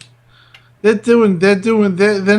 not hurting. So it's just that it's not on the same level as the competitor. So people just instantly say they're losing, but they're not really losing if they're making money. They're not losing money, or they're yeah. doing Aaron something. Greenberg's actually been doing a bunch of interviews over the last week for different people, and he's been making that point about the sales actually being ahead of 360, and they're actually pretty pleased in a lot of ways, even though the press Pretty pleased if I'd started where they did. Yeah, it is From a absolutely. perception point of view. Absolutely. Right. I mean, it's not like this is a sinking ship or it is doing well. It's just not doing what Sony is doing, and it's never going to do that. So, if that's going to make it an unusable console, then that's what it is. But to me, it's they are making money, so it's going to keep going. That's all that needs to happen is to have another generation, and not for Microsoft to bow out. Which now it looks like they're in Well, it more than ever. Phil was very clear that he said that he fully expects another console because Yeah, they're getting ready. people were sort of asking him about it, and he was talking about how Xbox One is their most important product, and then someone said, and how they're committed to the console, and someone said, well, yeah, but what about next generation? And he was like, I fully expect another console generation. Well, people are Like- trolling too. I mean, Well, honestly. no, I think the concerns are completely valid. That people No, sure, because of what they keep talking about doing, and the fact that they also haven't even really done it. Like they, in my opinion, it does sort of sound like they're just thinking maybe we could just dump this thing off. Now that's obviously perhaps not their intention, but they need to be a bit clearer about that, and that's what Phil did. When I say that, Steve, I mean how many times we've seen this generation already? Like this is going to be the last console, or just people constantly trolling about how the Xbox is going to die and Microsoft's going to leave the gaming industry and they're going to sell off Xbox, or all this over and over and over and over. Honestly, It's a like lot it of that just keeps talk going has on. died. I know it has, but it's just it's rhetoric that comes back and it goes away and it comes back, and It's fanboy rhetoric, though. it a lot of it. is. It really is. It's trolling, and Yeah, Phil gets stuck with a lot of that shit too. and everything he says is under a microscope. Oh yeah, So, that's what I mean. You Which, know, to be fair, I don't. I actually think is in some ways a good thing, because I think that the problem that they had, particularly around Xbox One reveal, was that you had about 6 people doing interviews, and none of them were talking from even. They weren't even looking at the same franchise, let alone the same book. Yeah. So I think, and it's good that okay, Kudo's done a few interviews. Aaron does a few interviews. I mean, he did a few last week, and I thought they were quite interesting. And Shannon Loftus has done a few. She's head of first party publishing, for those that don't know. But I think that the first thing that Phil said is that basically, I need to be the one driving this, and that's So it's consistent. Yeah. yeah, because Yeah, that's smart. But because they've the people they struggled to keep have. that consistency. Yeah, but the people they have are doing a really good job now in the interviews, and they're on point for the most part. So they've got that improved a lot. I think they did a good job splitting up who's actually in control of the studios through their regions, because now it's kind of like back when you used to watch like their hardware conventions and they would talk about like Windows Phone. They always had that guy that was in charge of Windows Phone that knew every single thing about all the hardware. Now you have you have Kudo that's in charge of Blackhead's He's in charge of a few studios now. But I bet if you asked him a question about one of the studios he's over, he could probably tell you every single detail about what's going on. Right. It's pretty specific what Kudo does, what Phil Spencer does, what Mike Ibarra does, Yeah. what Aaron Greenberg's kind of It's got not the whole social confusing. media thing going on. Like they have their people for their certain areas, and I they're don't think really that's part narrowed of it. his job, though. No, Aaron but just that's does what that he's 'cause taken. He's taken It's it over helping, though. though. It's He's helping, taken it though. over. Whether or not it's part of his job or in his job description, he's taken over that responsibility, and he's doing a great job with it. Yeah. And I really think that they're doing a good job with narrowing down what each person should do in the media. Yeah, and it helps to have, if we want someone to talk about this, we can send Kudo. Because we know Kudo, it's not like back in the day where they would just put a random person out there and be like, well, I don't know, what's the bullshit answer I can give this week, Or we don't talk about speculation and shit. Right. Like if it's Um, Rare or Lionhead, you know to talk to Kudo now. Exactly. Yeah. But yeah, we went on a tangent. We did. We need to go to a new news article there. Connect Xbox One models dropped in price by $100 for a limited time. It should be a permanent time. Yeah. Standalone and holiday bundles. Zoo Tycoon, Connect Sports Rivals, Dance Central Spotlight price drops. Does that drop for $100 also? Right, the well, $4.99 Okay. bundle, right? Yeah, so that's Okay. the whole. They're all included in the holiday bundle for Connect. So they're all part of this promotion. That's just the $500 bundle with those 3 games is now $400. I think Right. the And Connect should just straight cost $100 now, though. it does right now. They took off $50 from the I actual know, but it's Connect only too. a limited time. Well, Yeah, no, but but if you might be look the at fake limited. the Yeah, consoles, the consoles are it's a limited time promotion because, in my opinion, they're shifting them out. They're not going to restock them because I think I said this when they announced the bundles, but looking at the Microsoft Store descriptions of them made it seem like they did not have the new controller, which means that they were made. They could have been anything left over from stock Years fitted ago. last year or to earlier this year. I think that they've reached the holidays and said, let's slash 100, let's sell them, let's get the hardware numbers in. And to be fair, it's like shut up on Amazon. It's a 10. It's So competing against the Sony one. And now we're starting to see bundles. I saw a few bundles down to $300. Yeah. I saw a bundle in Britain that came with Halo 5 and FIFA 16 for £260. yeah, And- there's another one that I think includes Call of Duty Ghost or something. Like there's the deals are, to be fair, they're the same price as a PS4 over here, which they just can't afford. Why? So, well, because if it's outselling them when the PS4 is higher priced, then it's not going to Yeah, but do all better. the bundle prices and sales and stuff are pretty much bringing it down. Even so, it's kind of an unofficial price cut we're seeing with all these different deals. So- £300 this week for Uncharted and Assassin's Creed. Like I don't think I feel like they've kind of Wait, is the PS4 £260? no. It's now the PS4 is now dropped to 300. Well, what I was saying, they have a bundle that's £260 that comes with FIFA 16 and Halo 5. So you're getting a brand new game, a brand new Well- non-remastered game, and FIFA And 16. that was my point. They're not officially dropping prices, but with bundles they're being competitive. Like And with bundle sales, I'm talking about. Yeah, like that's still a competitive price. They're £40 cheaper right there. And in the U.S., things are pretty good. I mean, I know Steve doesn't like to look at Amazon sales. He thinks it doesn't matter sometimes. But the Halo Xbox One 1 terabyte console, which is at a $100 premium, but it's $499 instead of $399, is the top selling console this month on Amazon. Yeah, that's pretty huge. Out of Xbox and PS4. And this Wait, month's which almost one over. is? Which one The is Halo Xbox One Yeah. terabyte console, which is the $500 console, which is pretty much a $100 premium because it comes with the game just like the $399 ones right now, is the top selling console. That's Yeah. huge. it? I gotta use. Can you print me that link or? Yeah, I'll put show it you. in- I know the Halo bundle's doing really good right That's now, but good news. I'm thinking that Fallout bundle's about to take off pretty hard. Don't you We'll think? see. It depends Nah. on the sales. It depends on the sales. But It just Well, I we're think gonna see the we're bundle gonna I see think is big going to take off sales. is the Gears one because the Think so? Gears one's the Yes, one Yeah. that's been the white included one, in all of the. Walmart. Well, the black one had was it 50% or $50 off at Oh, and the free game. Target or Yeah, something. Yeah, so that one seems to be, and there was and the Dell back yeah. But if extra Dell's doing controller that for that. $300 deal, all these other retailers are going to do something similar.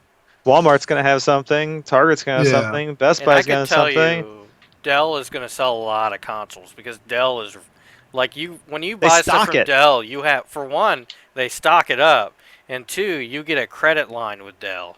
Yeah, And you and know a even when it lot of says people are limited, just going to even when it says limited stock, they have a they lot have of. a lot. Yeah. Yeah, Um yeah, it's we'll see how that goes. I mean, honestly, I don't care about sales bottom line. Oh, and But Halo's also #1 for October for the actual games too, which oh, we is it? expected. Yeah, Yeah.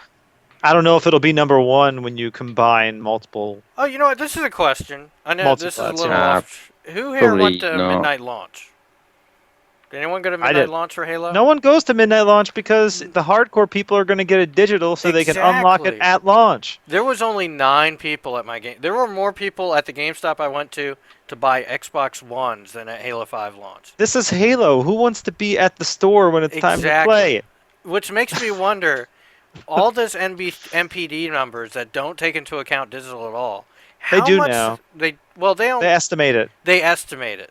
But Do how they? much is it Yeah. really doing? Like digital's got to be doing huge now, Well, don't you think? EA talked about this week and said that their percentages are going up to about 20% for games, some of their games sort of vary. Madden is a bit different to FIFA, but they also said that if you look at the original sales of games and then what they end up being, obviously the ratio changes because at the beginning, of full price copies, they said it's between like 10 and 15%, 10 and 20%, I think.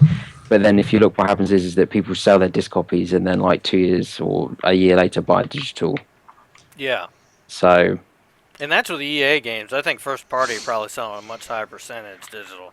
I think with things like, well, Forza had the unlimited, was it called unlimited? Ultimate Whatever. edition. Just That's the the one. ultimate, yeah. That had the Ultimate Edition, and obviously that meant that you could play the game earlier. And I think that sort of thing, like, That hurt Forza's MPDs, I think, being in the top 10. well, I I really wouldn't do. have said it hurt it that much, but I think it's an extra factor rather than looking at the fact that okay, Forza did 190,000, but that's not the only way that they can make revenue now. Whereas the problem that games had before and other games is that back in the day, you pay $60 for your game. It was only available at retail. So if you did 190,000 or something, okay, maybe that might not be so good. But now with digital, with microtransactions, with DLC, with all these extra unlimited editions, I mean, you look at how much was the unlimited Ultimate Edition? Was it like $100 or $80? It was $100 for the Ultimate Edition. So that's what, an extra 2/3 on top of the original price, and actually they probably put technically speaking, they put no work into it. Like it didn't cost more because it didn't include like DLC and stuff. Where it's not like sending it a retail and adding in a statue or something, which has got costs for making your statue and all that sort of thing. So I think it's in terms of revenue, which They is what made more profit care off of about. that than a physical special edition like Halo. Yeah, I mean, wasn't it at retail? Don't they only make like was it $36 out of the 60 go to the publisher, and then in the Xbox store, for example, Microsoft make all of that money is just theirs. They don't need to share it with anyone. Yeah. They don't need to give it to anyone. Oh yeah. And it's not going to go back on the market and take away use and hurt them with used sales. Yep. Exactly. So, I think it's there are As certainly things to consider. Yeah, as that ratio raises from digital to physical, even if it never even gets to 50%, it's still the more that raises, the better it is, and they're going to make even more and more money. So, yeah, it's a good thing. Even if it's at 30 or 40%, I'm sure they'd be happy. Yeah, and I do think that that does need to be taken into consideration with the digital ratio. I mean, even if Halo 5 didn't, I mean, I know that they haven't said anything about its sales yet, which I mean, Well, it's only been a few days, but It's not gonna hit Halo 4. It's kind of early well, sales. Halo 4 didn't do as much as Halo 3 did, and this is the I'm Xbox talking One's up. like the first week though. Didn't Halo 4 do like crazy numbers like Halo the first week 4 or is the something like that? fastest selling Yeah. in Yeah. the first. They gave revenue numbers for Halo 4, I think. Yeah. But it could well be that it only sold 80% of the same amount of copies, but actually it made more money because, as I said, you've got all these digital versions. Well, and there's not as many Xbox Ones out there. Well, to compare it to Halo 3, I think there actually might be slightly more. But yeah. Yeah, but are we comparing Halo 3 life to date? Wow.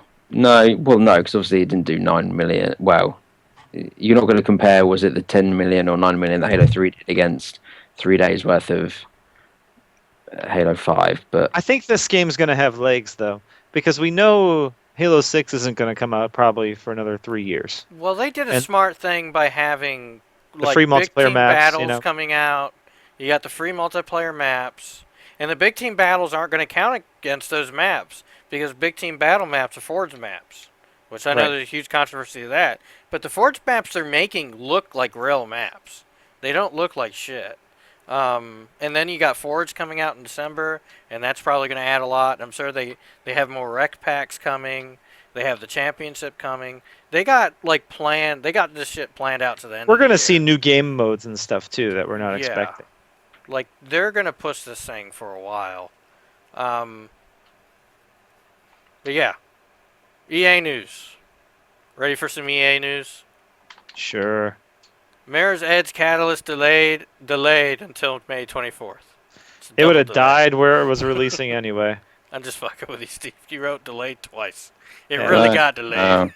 It needed to be because that's Yeah. the same day that Deus Ex and what Mm. else is releasing that day? Far Cry Primal, Oh yeah, week after Street Fighter. Not that Yeah. that would probably have affected it, but yeah.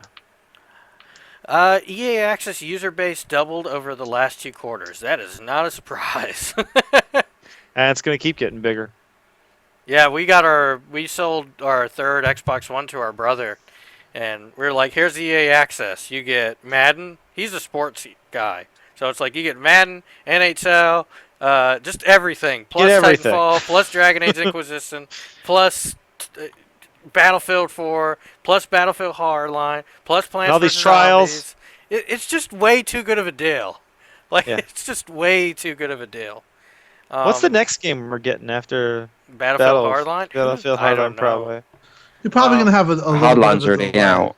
Yeah, Yeah, Hardline's I'm already. saying what would be the nothing that- next game that they could release? I guess. NHL hockey in 6 No, months. it's the golf game. Oh yeah, Yes, that's right. Yes, That's right. yes, that's the next one. Good call. Yeah. What about isn't that car game Need for Speed available? The trial's today? available right now. Hey guys, you guys tried let's not ruin the news. Let's see what Dustin says next. Jason says next. Jason?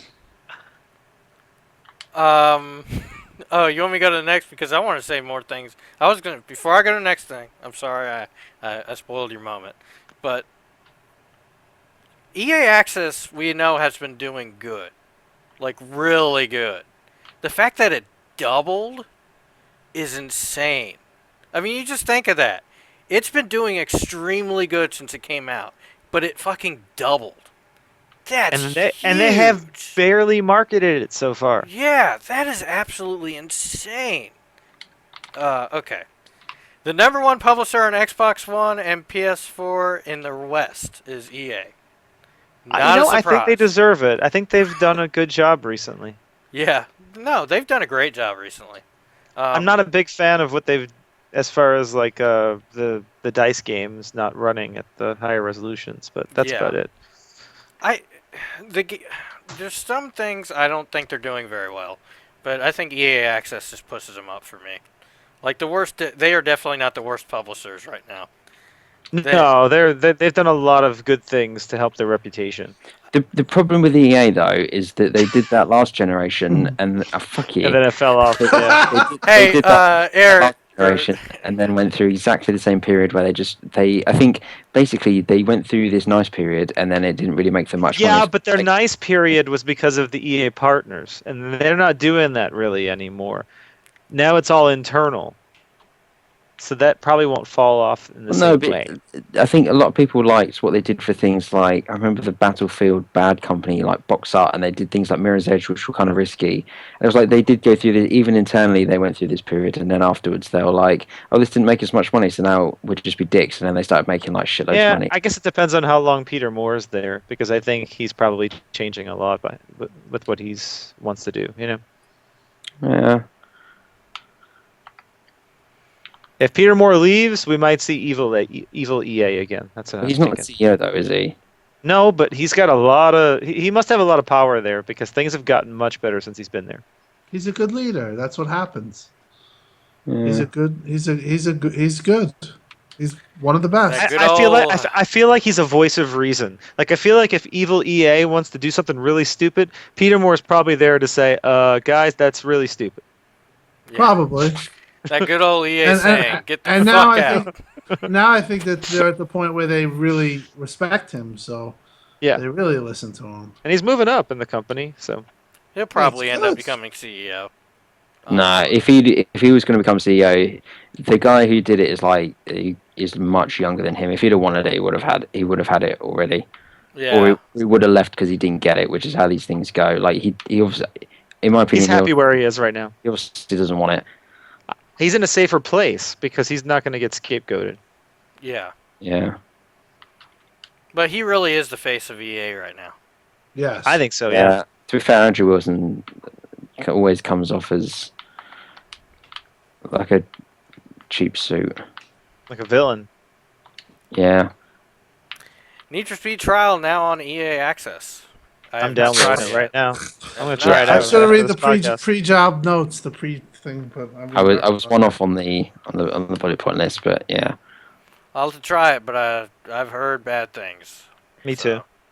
Well, someone said apparently you can complete the story in that time 10 hours? because they just gave you literally the entire game. Whereas like Really?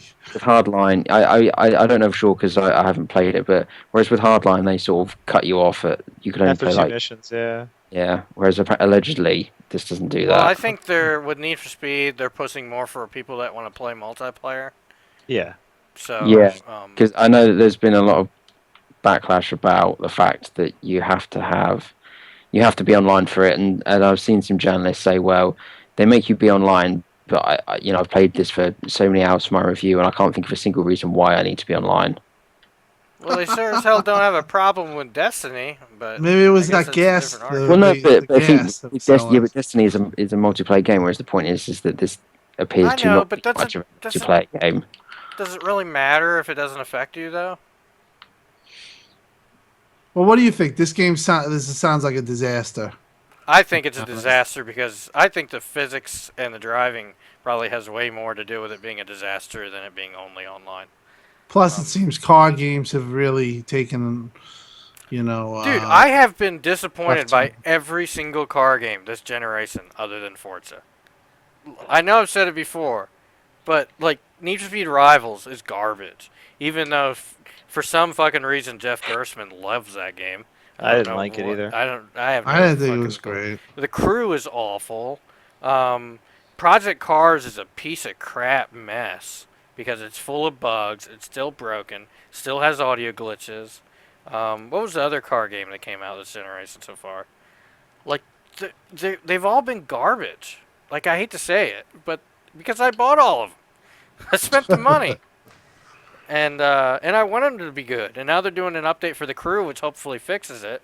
But it's not been a very good... At the beginning of this generation, I said this is probably the best generation for people into racing games. Now I can't say that. I go back on what I said. It just hasn't been. It's been bad. But the good news for racing game fans, and you don't have it up here, they It's confirmed... Project Cars 2. No. They confirmed Burnout Paradise is going to be backwards compatible. Yeah. So That's good news for racing game fans on Xbox One. Mhm. Forecasting 13 million units of Battlefront sold by end of March 2016. And they increased that by 3 million units after the beta. Like they reckon that thing is going to be huge. I think it's gonna trail off though. I think it's gonna sell a lot and then it's just gonna stop. Like I just don't see that game having legs at all. Like it Well, might sell that much by March, but by March I don't think it will be selling anywhere near the amount it's selling when it comes out. You know? I think they said they expected 10 million before Christmas and 3 million in March. So, you know, that's fairly reasonable. But 13 million, that's not too far off COD territory. Yeah. I, The only way it's I, gonna sell that much is coming off of Star Wars. And if this Star Wars movie is a shit, it's not gonna help this game. Like it really it's not going Well, it's to. coming out before the. I know it's coming out before, but even coming out before, I think a lot of people will buy this game before the movie comes out, but I think after people have watched the movie, they're gonna I want to play some Star Wars or something. I think they'll buy this game. I think a But lot of people are going to be shocked when they realize it's multiplayer only. yeah, and there's not that Because much content. And if you want more Right. content, you're going to have to doubling the price of the Yeah. mission. my brother sent me a text yesterday that said, "Oh, I really want to get Battlefront." I said, "It's multiplayer only," and he wrote, "Oh, never mind." So, and he's exactly that type of like big Star Wars guy who's not really into video games, but might buy a game here and there. And I think that's the kind of audience they're going to be trying to get with this mean- game to really get those kind of sales.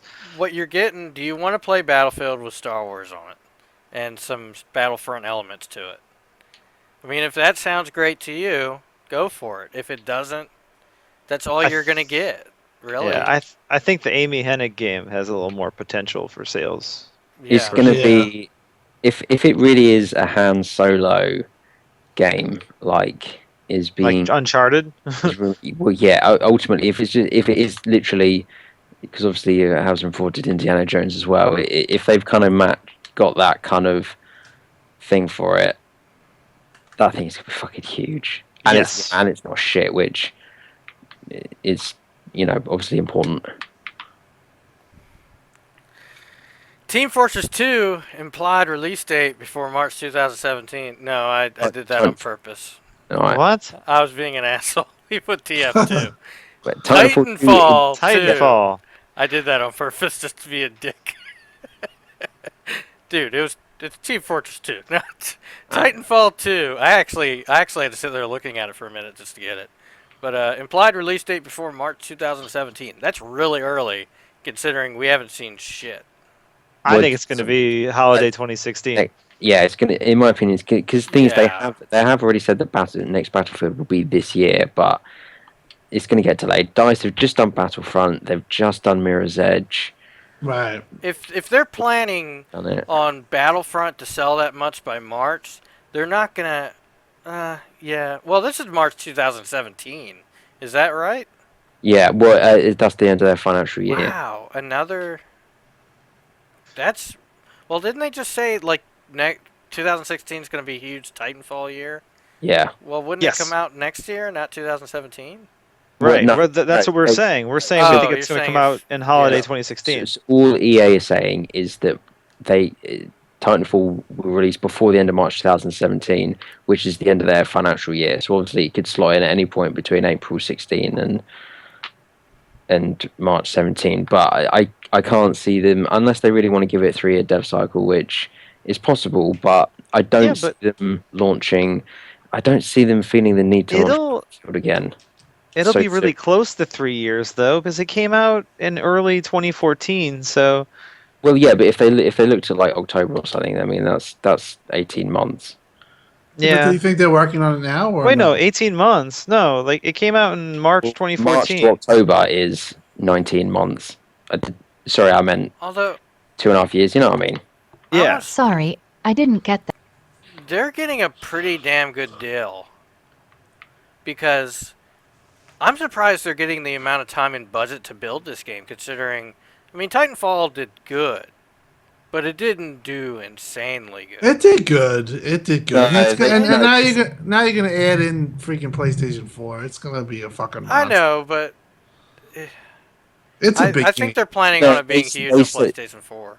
there was a Respawn guy who said on Gaff when everybody was saying how much it bombed and stuff, he was like, actually, the game sold well above what we thought it would. Yeah. So I Well, think I'm not that, saying it that bombed. I'm just saying I'm surprised, considering how stingy some of these publishers are. I'm just surprised they were able to get as good as a deal as they did, which I'm happy for them. I'm glad they did. I want this game to get as much time as they can into it. But still, I'm up to the opinion if this doesn't have dedicated servers, I'm not buying it. well, I think it'll have dedicated servers, but I don't think they'll use Azure. They I think should. they'll. I think they're gonna say, well, we Yeah, need a but solution. isn't there a third-party company that's using Azure, but not for the PS4 version or something like that? Who is it?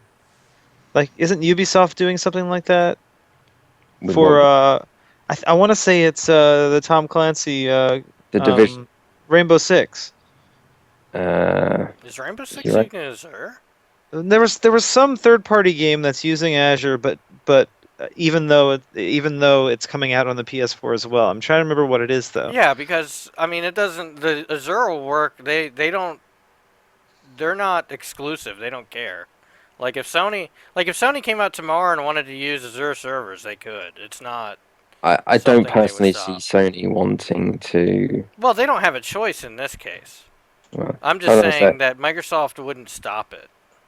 I don't- Phil said so as much with cloud compute. Yeah, it's an open business. They're The they're more there to sell the to more everyone. people on the cloud, the more business. The more business. Look, you, Microsoft cares more about Azure than they do Xbox. About 1,000,000 times. yeah, I think that's accurate. seeing an article from early September that says, thankfully, Ubisoft announcing today that it will use Microsoft Azure's data centers for local players. Now, they are referring to Australia, but they're talking about Rainbow Six Siege, so I assume that the game is on Azure in general. Yeah. Yeah, I think that'll be fair. Otherwise, I can't see why they would do it just for Australians. Yeah. So I'm sure Australia's a nice country. Yeah, Australia's shit. Tekken 7 announced. Anyone excited for some Tekken 7? No. No? Okay. PS4 exclusive content. Tekken Big is fucking poor surprise. man's Virtua Fighter. I've always felt that way. Yeah, I did too. I kind of feel it's kind of strange that they're putting their money to get exclusive content in Tekken 7 when they put all their money into Street Fighter. Doesn't that sound? Isn't that kind of odd? I think it's probably a very easy sort of deal for Sony to get. Probably. Yeah. Mm-hmm. I don't think that, generally So- speaking, they would probably spend a lot of money on it, and I don't think that Microsoft would probably be particularly interested in, I can't, because I think Microsoft feel that, okay, we've got Microsoft's. and so if they're going to get third-party games, they're probably not going to pick a Japanese fighter. So I just think it's probably the sort of deal that it was fairly easy for Sony to get and offer incentives for marketing and stuff, and Microsoft is fully behind Killer Instinct. They're not gonna. But that doesn't necessarily stop them from going for third-party games where they've got a sort of a competitor. But I just don't think in the fighting space they would probably turn around and think, oh yeah, we should go and get Tekken. Yeah. I'm surprised Tekken's still around, to be honest with you. But hey, to each their own. Some people love Tekken. That's, this is great news for them, guys. Hope you have fun. But no plans for Halo 5 campaign DLC. Not a big surprise. I was hoping that they would do something. I know that perhaps timing might be an issue because they've got Halo Wars 2 next year, but I was hoping that they might bridge 5 and 6 with some sort of premium sort of halfway point, not a big sort of 6-10 hour campaign, but something a bit more sort of substantial than you usually get. But they shall not. We'll probably get another side story before Halo 6 is my guess. It's just because 3 years is so far from Halo 5 to Halo 6, and I know we're getting Halo Wars 2. I have to imagine we're gonna get one more thing, And wouldn't just you? because it's ODS, just because they're saying no campaign DLC, doesn't count out a standalone Exactly. something. Well, I think the question is because if the actual Halo games that they've made, nobody. This is Halo Wars 2 is the first original sort of game that's been made under 343's guidance outside. So would they have really got another dev to go outside and do it? Because I'd imagine that they'll be all hands on pump for Halo 6 because they need that 3-year cycle. Yeah, I would love to see Halo Blue Team, and it's just all of Blue Team's missions from the start to up to Halo 5. I think that'd be pretty badass. Because they strongly implied that after Halo 4, like it didn't immediately just go to them into Halo 5 with Blue Team. Blue Team was doing missions together. Like they completely skipped them killing the Didact before Halo 5 and all kinds of stuff. Or maybe you know, there's plenty of areas in the universe they could explore if they wanted to do another game standalone. I think the bigger question and something we haven't talked about, Steve Downs retiring. He's not retiring from doing the voice of Master Chief. He's not? Okay. He's retiring from doing his Any- radio show in Seattle. Oh, okay. They did. That yeah, They a made lot it of people sound got like he confused was, about that. Yeah, they made it sound like he was like retired. And I noticed he's in Quantum Break too. Yeah, he's retiring from his radio show, so Yeah. that means he's gonna have more time to do his own thing, and he'll probably keep doing Master Chief and voice acting and stuff like that. So They'll have to keep doing Halo till Steve goes away. till he dies, Before yes, Steve dies, yeah. yes. How old is he? Pretty He's old, in man. his 50s, huh? Late No, 50s, he's in his early 60s. 60s, maybe. He's in his 60s. He's in his 60s now. He looked pretty old, yeah. Sorry, guys. We got to find out Steve Downs' age. Yeah, I'm doing that right Important. now. I'm on Wikipedia. There's no birthday on his Wikipedia. Steve Downs actually. was never born. He was never born. That is correct. He is a fictional character. He actually is Master Chief. He was taken from his That's true. parents when he was 6 years old. I can't find it, guys. I'm sorry. Steve Downs was never born. Yeah, I can't find it either, man. All I know is he's been in the radio industry for 35 years, so he's pretty old. Yeah, he's getting there. He's Him got to and be Keith in either David. his late 50s or early 60s. Yeah, him and Keith David. Well, I hope they do continue because Keith David's awesome. So is Steve Downs. So I think the Arbiter would be a perfect character for a spin-off. you think so? God, no. No, they did this in Halo 2. Covenant weapons are garbage. You can't have a game that stands up and do that. Nah, I'm not having that. Man, What Steve's is it? hating. Steve's hating. What's the He's best? always hating. What's the best Covenant of gun? Carbine. Covenant Carbine.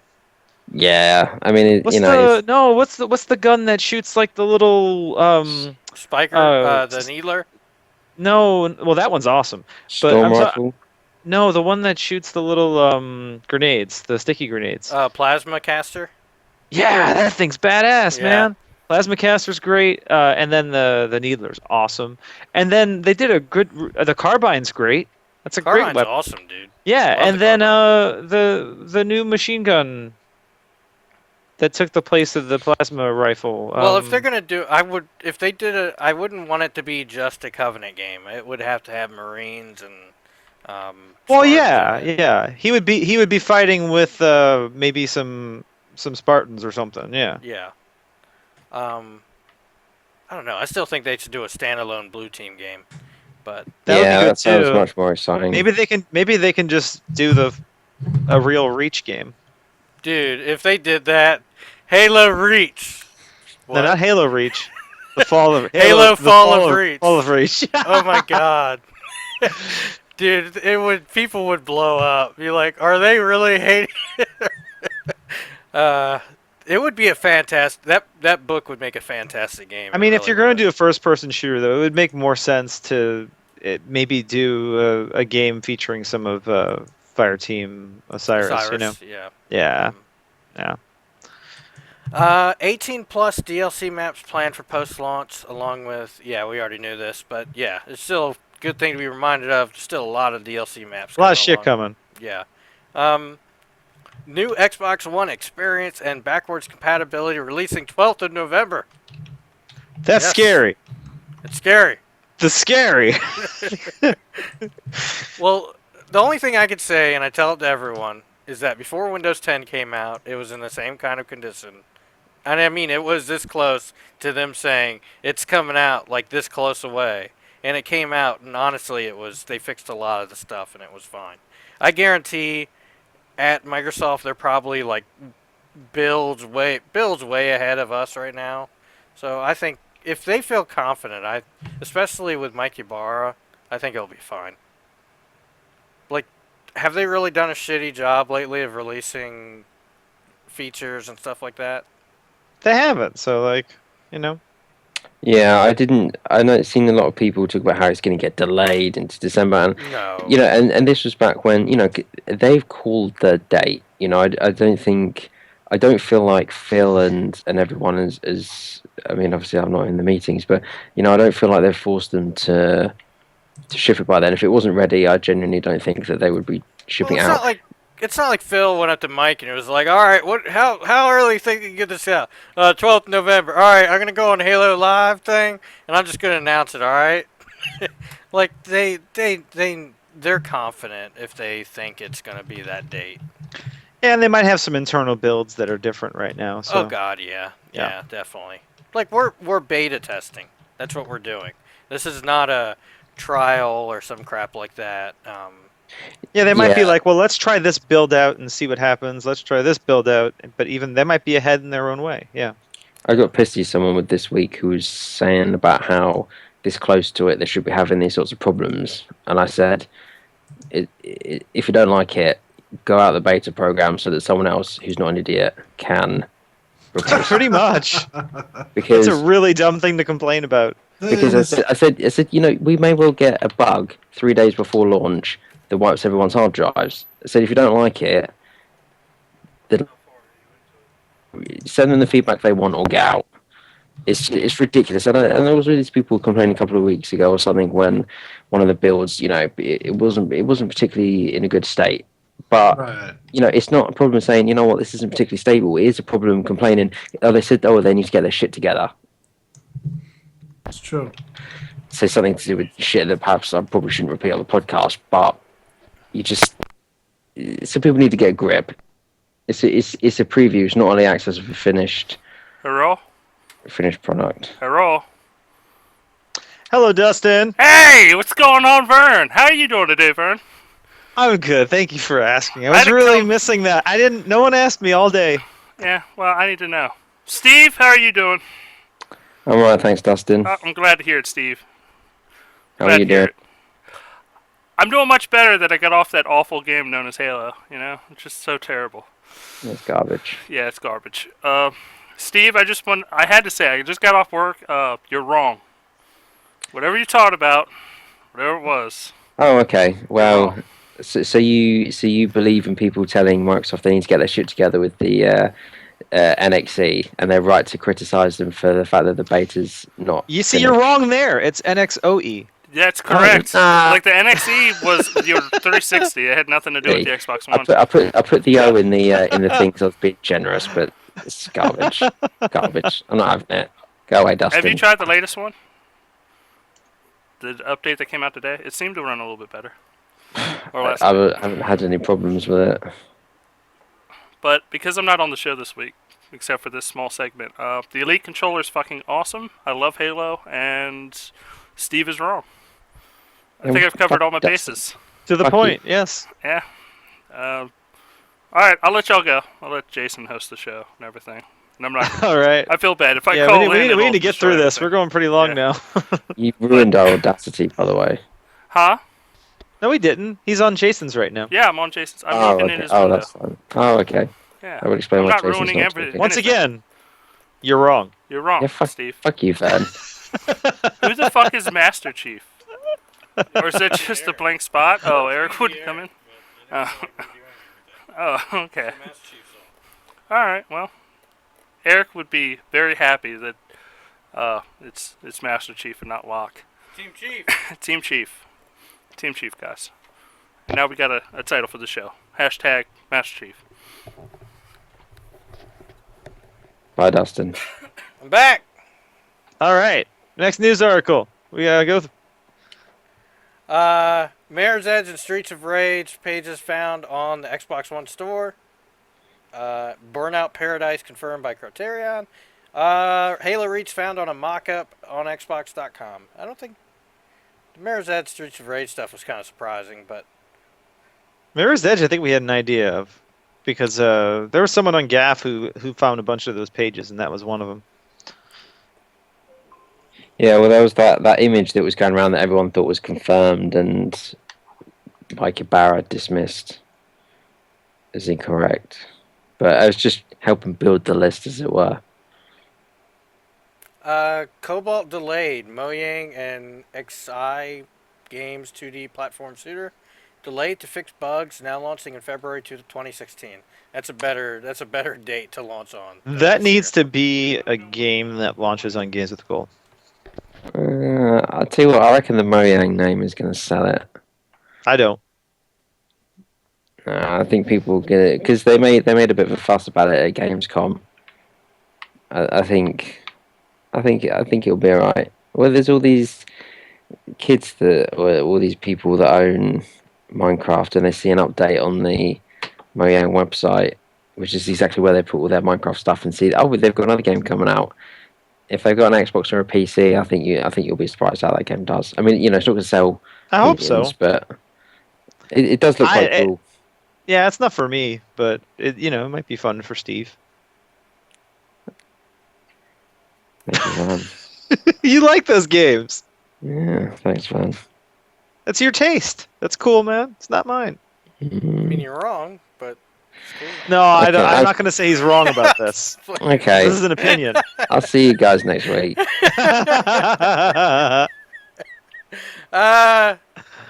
News is over. News is Unless over. anyone's got something else. Anyone got? No one can think of anything. Tim. Oh. I haven't heard Tim in a while. I'm here. I just had it on mute. Listening. No, we've covered the gambit. Okay, cool. Well, what have we been playing? Who knows? Yeah. Well, we might as well just Who wants to go end the first? show. No, we still got releases. Dusty but, wants yeah. to go first.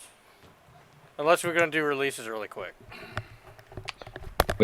I could say that the best game other than Halo that I'm playing is Madden is fantastic. Just so you know. Is it? It's so good, yeah. Okay.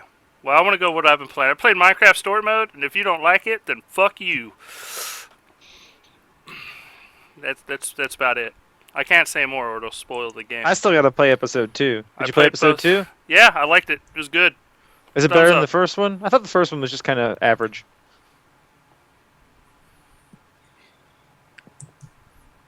Okay. I don't know if I want to say better. It's more interesting since it's kind of in the action, Vern. Right. But it's not. It's still based for kids. It's like that aspect of it. If you were hoping for this epic adventure where they start swearing nonstop, it's not. Oh, I didn't want that. No, but you know what I mean. Like these reviewers that have like, this isn't mature. Like that. I don't think you're gonna get that. So does this mean that there's no like constant people dying and stuff? No. No, that's I'm not gonna buy it now then. Kind of. Actually, I can say I don't want to spoil it, but that monster kills a lot. Well, we don't know if they're really dead. If they're really dead, but it looks bad. Is the pig okay? The pig's okay in the first Starbucks episode. just announced its Jason, new Frappuccino, and it's going to be I love great that for pig. summer Starbucks. nights. S'mores. I do love that pig. I don't hear it, but Jason I'm got not gonna buy it if they do things to the piggy. that pig's awesome though. Ruben I love Ruben. is the animal of the year. Yeah, I love Ruben. He's better than any dog in any previous game. He has spunk. He has attitude. That's all you want. Like He's so cute too, man. yeah, he's cute. he's cute and he has spunk. I mean, that's what we want out of an animal in a game, right? I just love how in almost every scene of the game you can walk up to him and choose to talk to him. That's great. Yeah, he's an actual character. Like he has dialogue. It's great. But yeah, I played the first 2 episodes of that. I'm not gonna harass y'all much longer. I thought that was outstanding. Like I said, Halo was awesome, but play it. We need to wrap it up, bud. Wrap it up about Minecraft. I could talk about Minecraft all day. Wrap it up. Oh, no. Oh, I gotta tell you, Steve. Guess what I did with my Elite controller? First thing I did. Drop it in water. No. He rubbed it all over his body. I mapped it to Minecraft to make Minecraft controls easier with the buttons on the back. Oh, for running? Yeah, no, for flying. I wanted to be able to fly up and down without taking my fingers off the analog sticks. That's yeah, smart. yeah. So I mapped it all. I made it Minecraft. I Minecrafted it. Yeah, I'm a pro Minecraft player. Vern, I told you, I want to be a pro. MLG Minecraft. MLG Minecraft is coming. We're gonna do this. That'll be like in the game. Build a pyramid as fast as you can. Look, this is gonna be me, Tim. Are you gonna be on my team, Tim? Yes. You're gonna be a pro Minecraft player. Yeah, the fastest to the achievement. Yeah, I'll root for you. I'll I know watch you will, Vern. I know You you spent will. $150 on a controller to improve the controls of a $20 game. Yeah, it sounds about right. Sounds about right. You got a problem with that, Steve? It's a priceless game in Dustin's heart. No, it's a priceless game in like almost 99% of the population's heart. People love that game. I tell you what is a Children. priceless game. Drive Club. Look, that's true. As it in, no has one would no pay price. anything for it. Dustin, how did you feel about Drive Club bikes this week? I was so fucking excited. Oh my god. Me and Vern, we're going to totally get into that and use our PS4 to have... I think it actually looked kind of cool, and it was a pretty cheap price. I hate to ask, I mean, is it DLC or is it a game? it's Yeah, both. Sony have got this big thing where you can buy their stuff standalone. Oh, okay. But, yeah, Minecraft story mode's awesome. Map my Elite controller for Minecraft specifically. That's Profile 2 right now. Yeah, that's it. I'm good. Thanks, everybody. Hey, I'll give this headset back. Bye, Dustin. All right. Okay.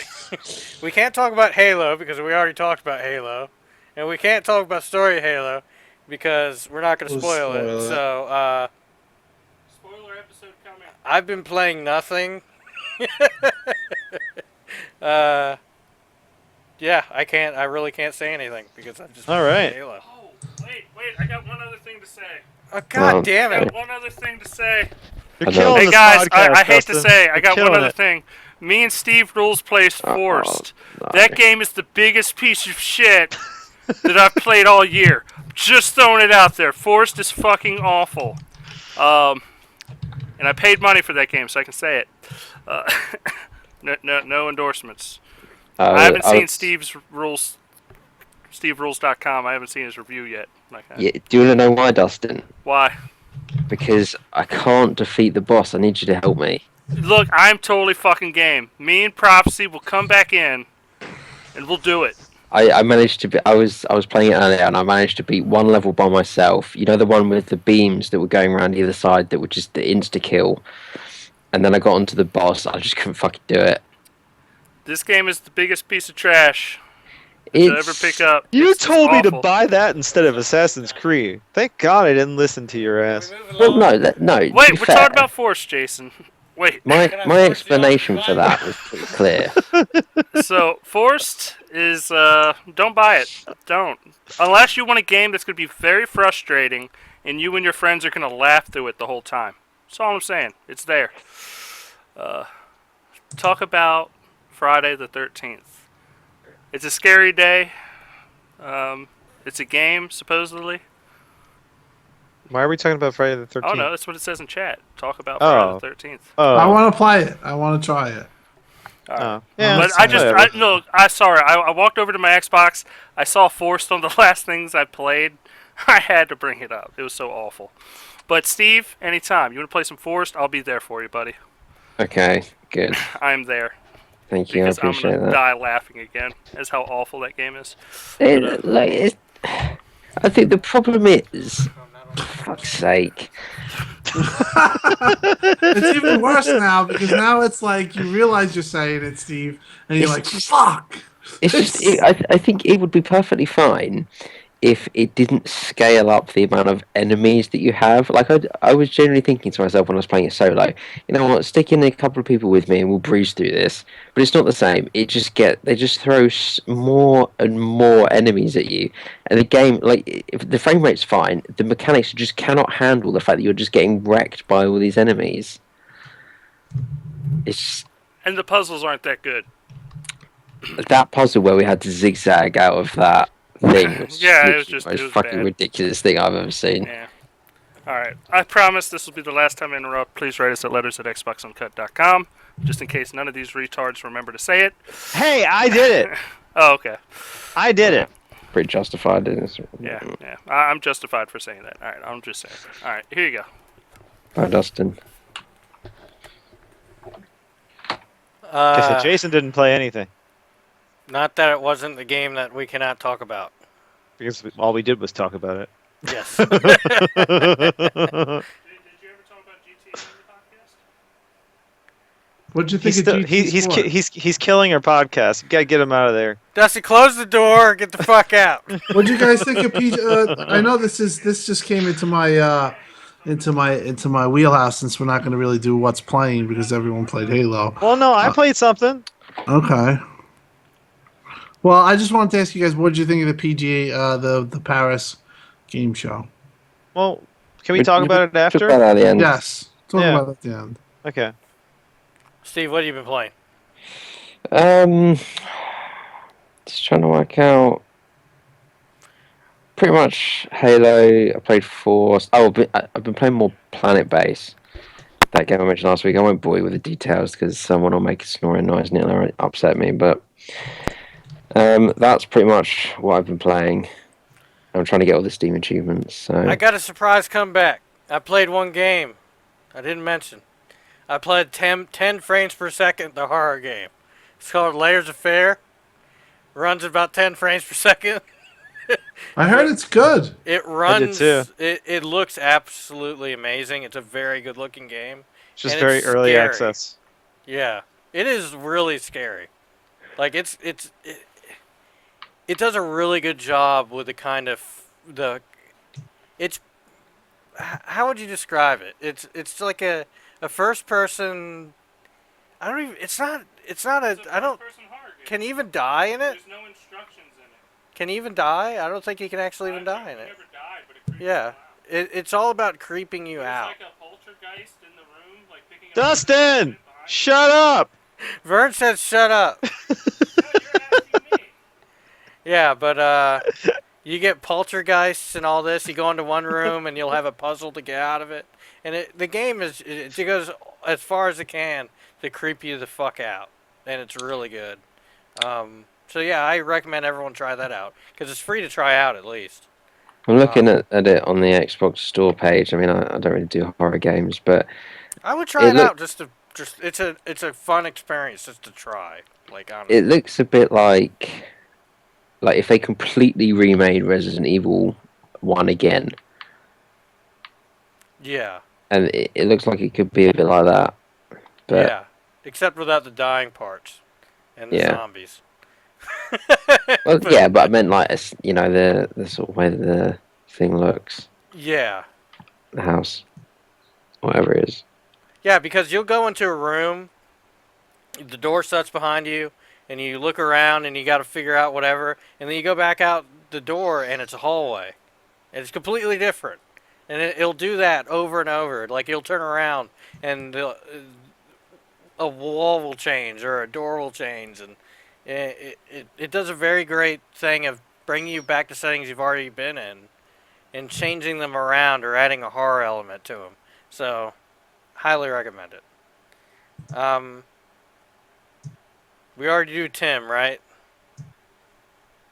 Yeah, me, I played Halo and Madden.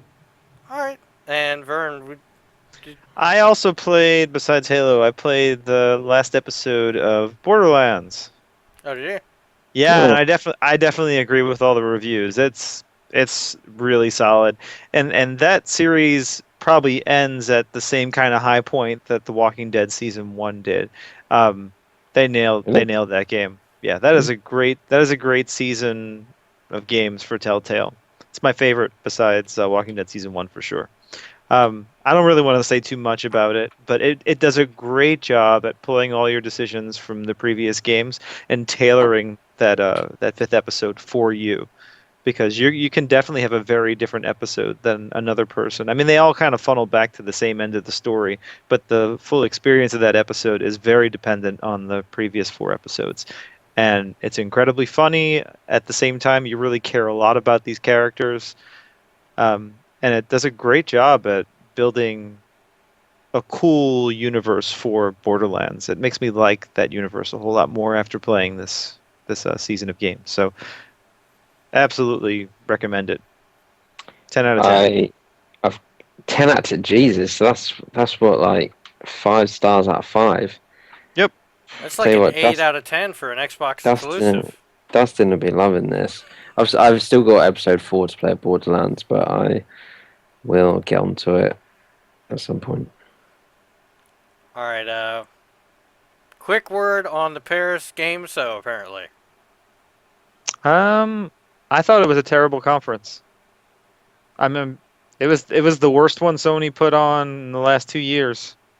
well, they announced Start it. Gran Turismo Prologue. Well, it started off with the third-party stuff. And I was like, Yeah. wow, this feels like a bad Xbox 360 conference toward the end of the console's life, you know?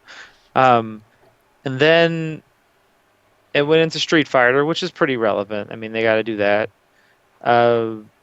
They showed the Uncharted multiplayer, which we've discussed now is 900p, which is kind of a crazy decision, but, it's multiplayer and no one cares about that in Uncharted. And then yeah, they showed Gran Turismo, but it was called Gran Turismo Sport. They announced the game, and no one knows what it is. No one knows, like, well, is this going to be like a prologue to GT7? Is this a brand new full game? All they did was talk about their like Gamer League stuff for it, and showed It was a the trailer. problem And the problem with the presentation for it, right? And this is something that Sony do a lot, is they brought up is it Kazunori Yamauchi? And yeah, they showed a trailer, and the trailer was fine. And then they spent ages just talking about it, and I'm like, without telling us what it is. I just don't care. And the thing is that David Cage did this for Detroit, which wasn't quite so bad because at least they kind of had more to That was a show. CG trailer for Detroit, though. But generally speaking, it was just And it's like, called Detroit. Who the hell came up with that name? I mean, the Zucker brothers, and every single one of their films, there's a joke about Detroit. I mean, the city it went bankrupt. Like, why would you name your game Detroit? I mean, no offense to Detroit, but it's a bizarre name for a game. well, I think people mentioned, isn't it, something like the automobile industry and like putting things together, and I think they're trying to give the idea that it's sort of evolved into sort of like to do with the robots and putting the androids together. I get and stuff. that. I get that, but you can tell it was an American who came up with the name Detroit. Gran Turismo Sport is what it should be. Is the next Gran Turismo game, and I think Sport would be a brilliant name to move that franchise along, instead of just going with another number. What it is a prologue. Guarantee it. It's a prologue that they're going to get everyone to buy, and the full game's going to come out with the exact same content in it also. So people are going to spend their money buying a demo to put money into developing the full game. So, I mean, it is what it is. And what were the other announcements besides Detroit and GT? They showed Wild again. Yeah, that looked good. The Housemark game, Which was another CG trailer, so I guess we can CG assume trailer. it's a That was- twin stick shooter. that was Matterfall. So basically, they should have just not skipped. Gamescom, yeah. No, that's Let's the, just not skip Gamescom and done this. Th- crazy- They That's had the to skip Gamescom because you could not put that up against what Microsoft had. they would have Yeah. got slaughtered. Yeah, but they made it sound like they were moving it because of timing issues, and and they just moved it because they didn't have anything to show. Is what it came down to. Well, I don't know if that's entirely fair. I mean, they did announce a few new games, but the problem that all of these that Sony have, and this is a constant problem for Sony, is that They announced too early.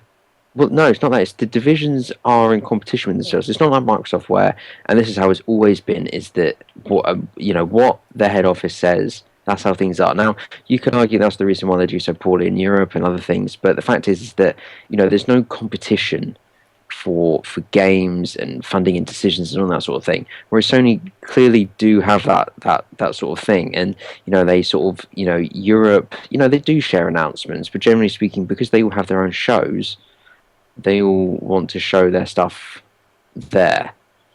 Yeah, And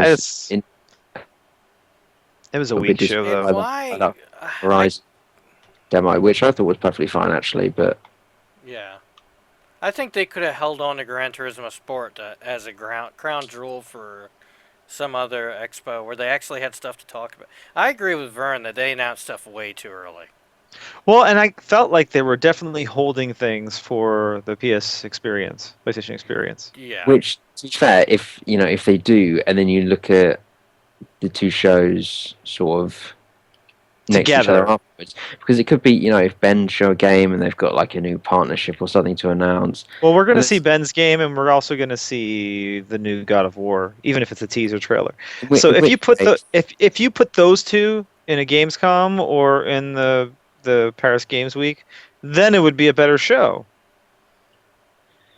well, yeah, but why would you put them in Paris Games Week? Because I think it's obvious that outside of E3, I'm just saying, putting all those together in one show would then make it a solid show. And because they split it essentially over TGS, Paris Games Week, and PlayStation Experience, they spread themselves thin. So What what the they hell do are is they they get gonna- these bad shows. The thing, my question, what the hell are they going to announce at the next E3? what's it called? They already announced a Gran team- Turismo, which team in Seattle. Sucker Punch. yeah, but And they could make a new game. They could, if 20 on More how long money Blood- hats. there could be another Bloodborne. There could be. I reckon that The Last of Us 2 gets announced next year. I just don't. Yeah, that'll get announced. Yeah, and I think we'll get more money hats. They're not. I don't think they're going to have a very strong E3.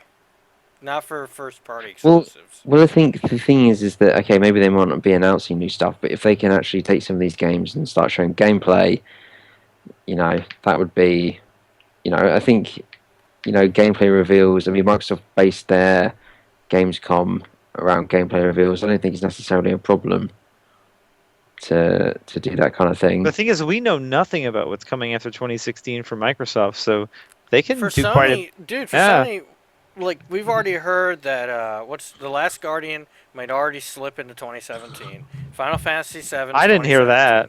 Yeah, we heard. Yeah, we did. That was a story. They that wouldn't came give out. it. They wouldn't give it a release date. They said it May.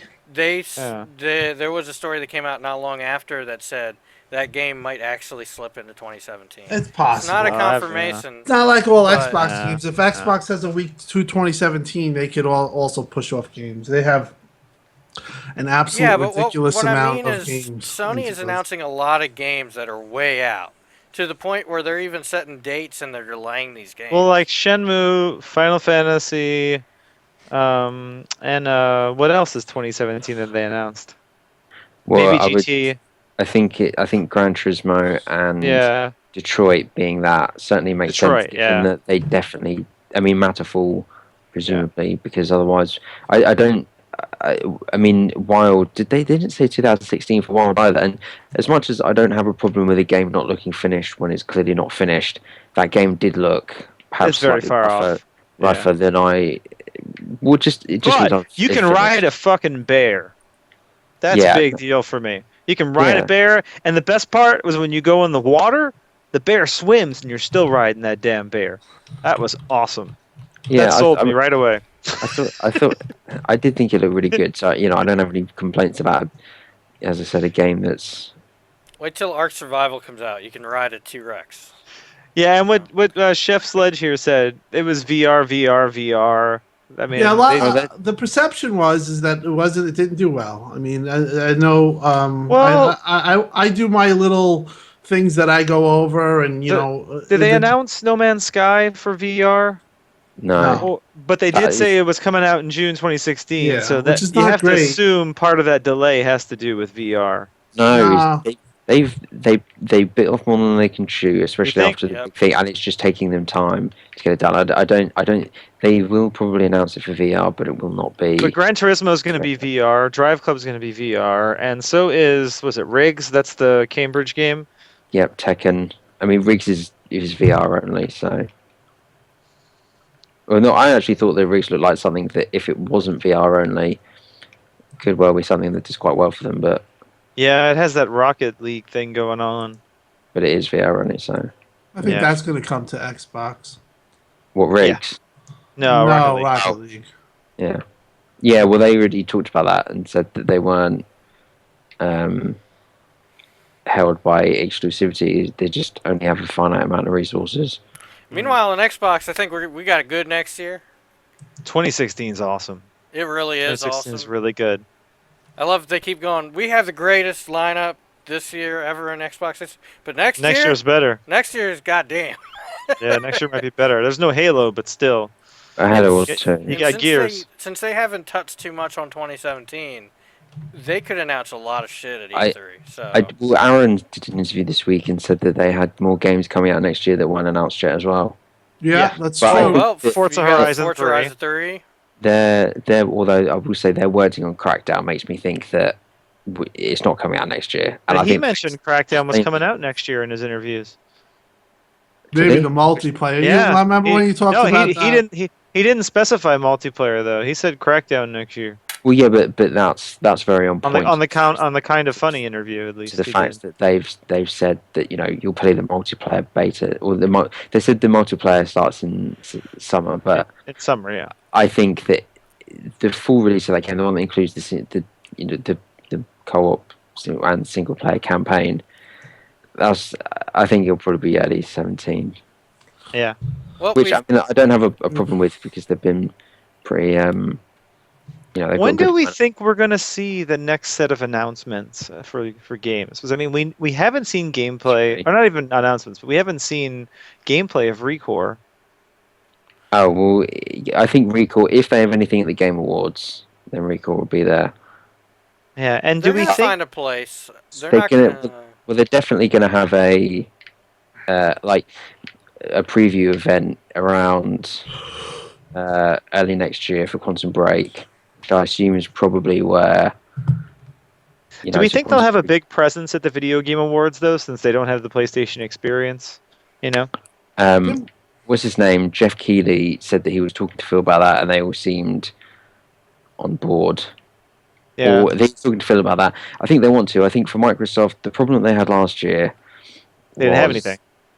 Well, yeah, they had State of Decay, Screen Ride, and Ori, but you can put those up against. Was it the show Right. like But now they Dawn? have Gears and they have Recore. Yeah, the Gears beta. So I think there will be kind of And Quantum Break. events going on. Yeah, I think Quantum Break is obviously the big one. But and as I said, I think they'll have preview events, but they won't. I don't think they'll announce another game until next E3. Oh, and that's- another new game? No. Yeah. I don't think And I they don't really need to. And I don't think we'll see footage of Scalebound or Halo Wars 2 until E3 as well. No, we won't. Yes, Scalebound, and I mean Recore allegedly is out in spring, so It has to. We have to Okay. see something soon. Yeah. so we have to see that. But yeah, I'm trying to think what I mean, and obviously the Gears beta and Crackdown. So we'll be seeing those, I think, before. If they wanted to do the next E3, if they wanted just to do an E3 where all they did was show gameplay for the games coming out and then announcements for new games, they could potentially do a first party show. Like they have that much coming out. Yeah. Like if they really wanted to, but plus whatever third party deals they have set up. So I'm hoping next E3 we see an E3 that doesn't include. Here's Peter Moore talk about EA Access, even though you already got it. So I think that next E3 is going to be quite big for them to for third party stuff because I think that there's deals. Titanfall Yes. 2. I would be shocked if they didn't have that. I'd be shocked if they didn't have Mass Effect. Well, yeah, I'm talking about. I'm saying games that they don't have deals with. Like, I don't think we'll see another Dark Souls next year, where they don't even have a deal with it. They just have the premiere CG trailer, and that was it. But anyway, we've dragged this podcast through the We ground. have. We tied it to a truck and drove down the road, and All Yeah. right, that's the end of it. And we'd That's rather it. be playing Halo. yeah. Tim, your job right now is to finish Halo by the next podcast. Damn it. Yes. All right, guys. Thanks for listening. You can write us letters, please. We love letters. Letters at Letters xboxuncut.com. Yes, thank you. Letters at xboxuncut.com. And thanks, guys. Thanks for listening. We love you guys. All right. Take See you care. guys. Dusty Bye. says follow him on Twitter. Yeah. Not saying to, but you can. At DUSDG. Yeah, DUSDG. And I'm at Team Vernia. Got at Steve Rules. And whatever Tim's is. Yeah, screw mine. Tim. PNF for life with a Y. He doesn't have any followers anyway. Penis for life? No. Penis for life, yes. Tim Cat. Check out steverules.com. All right, bye, guys. Bye. Later. Right. The podcast that would never end. All right. Need to thank everyone for listening in video chat. So thank you all. Thanks, guys. Thank you. Yeah, I'm excited for next E3. It's hard not to talk about it. I know, man, but so far away. Yeah, I know. I have to go. I have to Yeah. figure out how to Just get trying to there. work you have out. to go It's to like, E3. Yeah. it's like 8 months away or something. It would longer cost than that. us. We would have to save up, like, if we even got the tickets to go, we'd have to save up like $1,500 to go. No, you can do it cheaper if you drive. Thanks. Well, we would want to stay a little longer. If you drive and then we all crash in the same hotel room or some shit, you know? Yeah. Like get 5 people in a hotel room. We could do it. Yeah. It would be. We're still streaming? We're still streaming, yes. Yeah. Why, do you want to curse and yell and. No, I don't feel like we should discuss our vacation plans. If you guys want to While kill streaming. us, my license plate is no, never mind. All right, guys, thanks for listening. I'm going to stop the stream.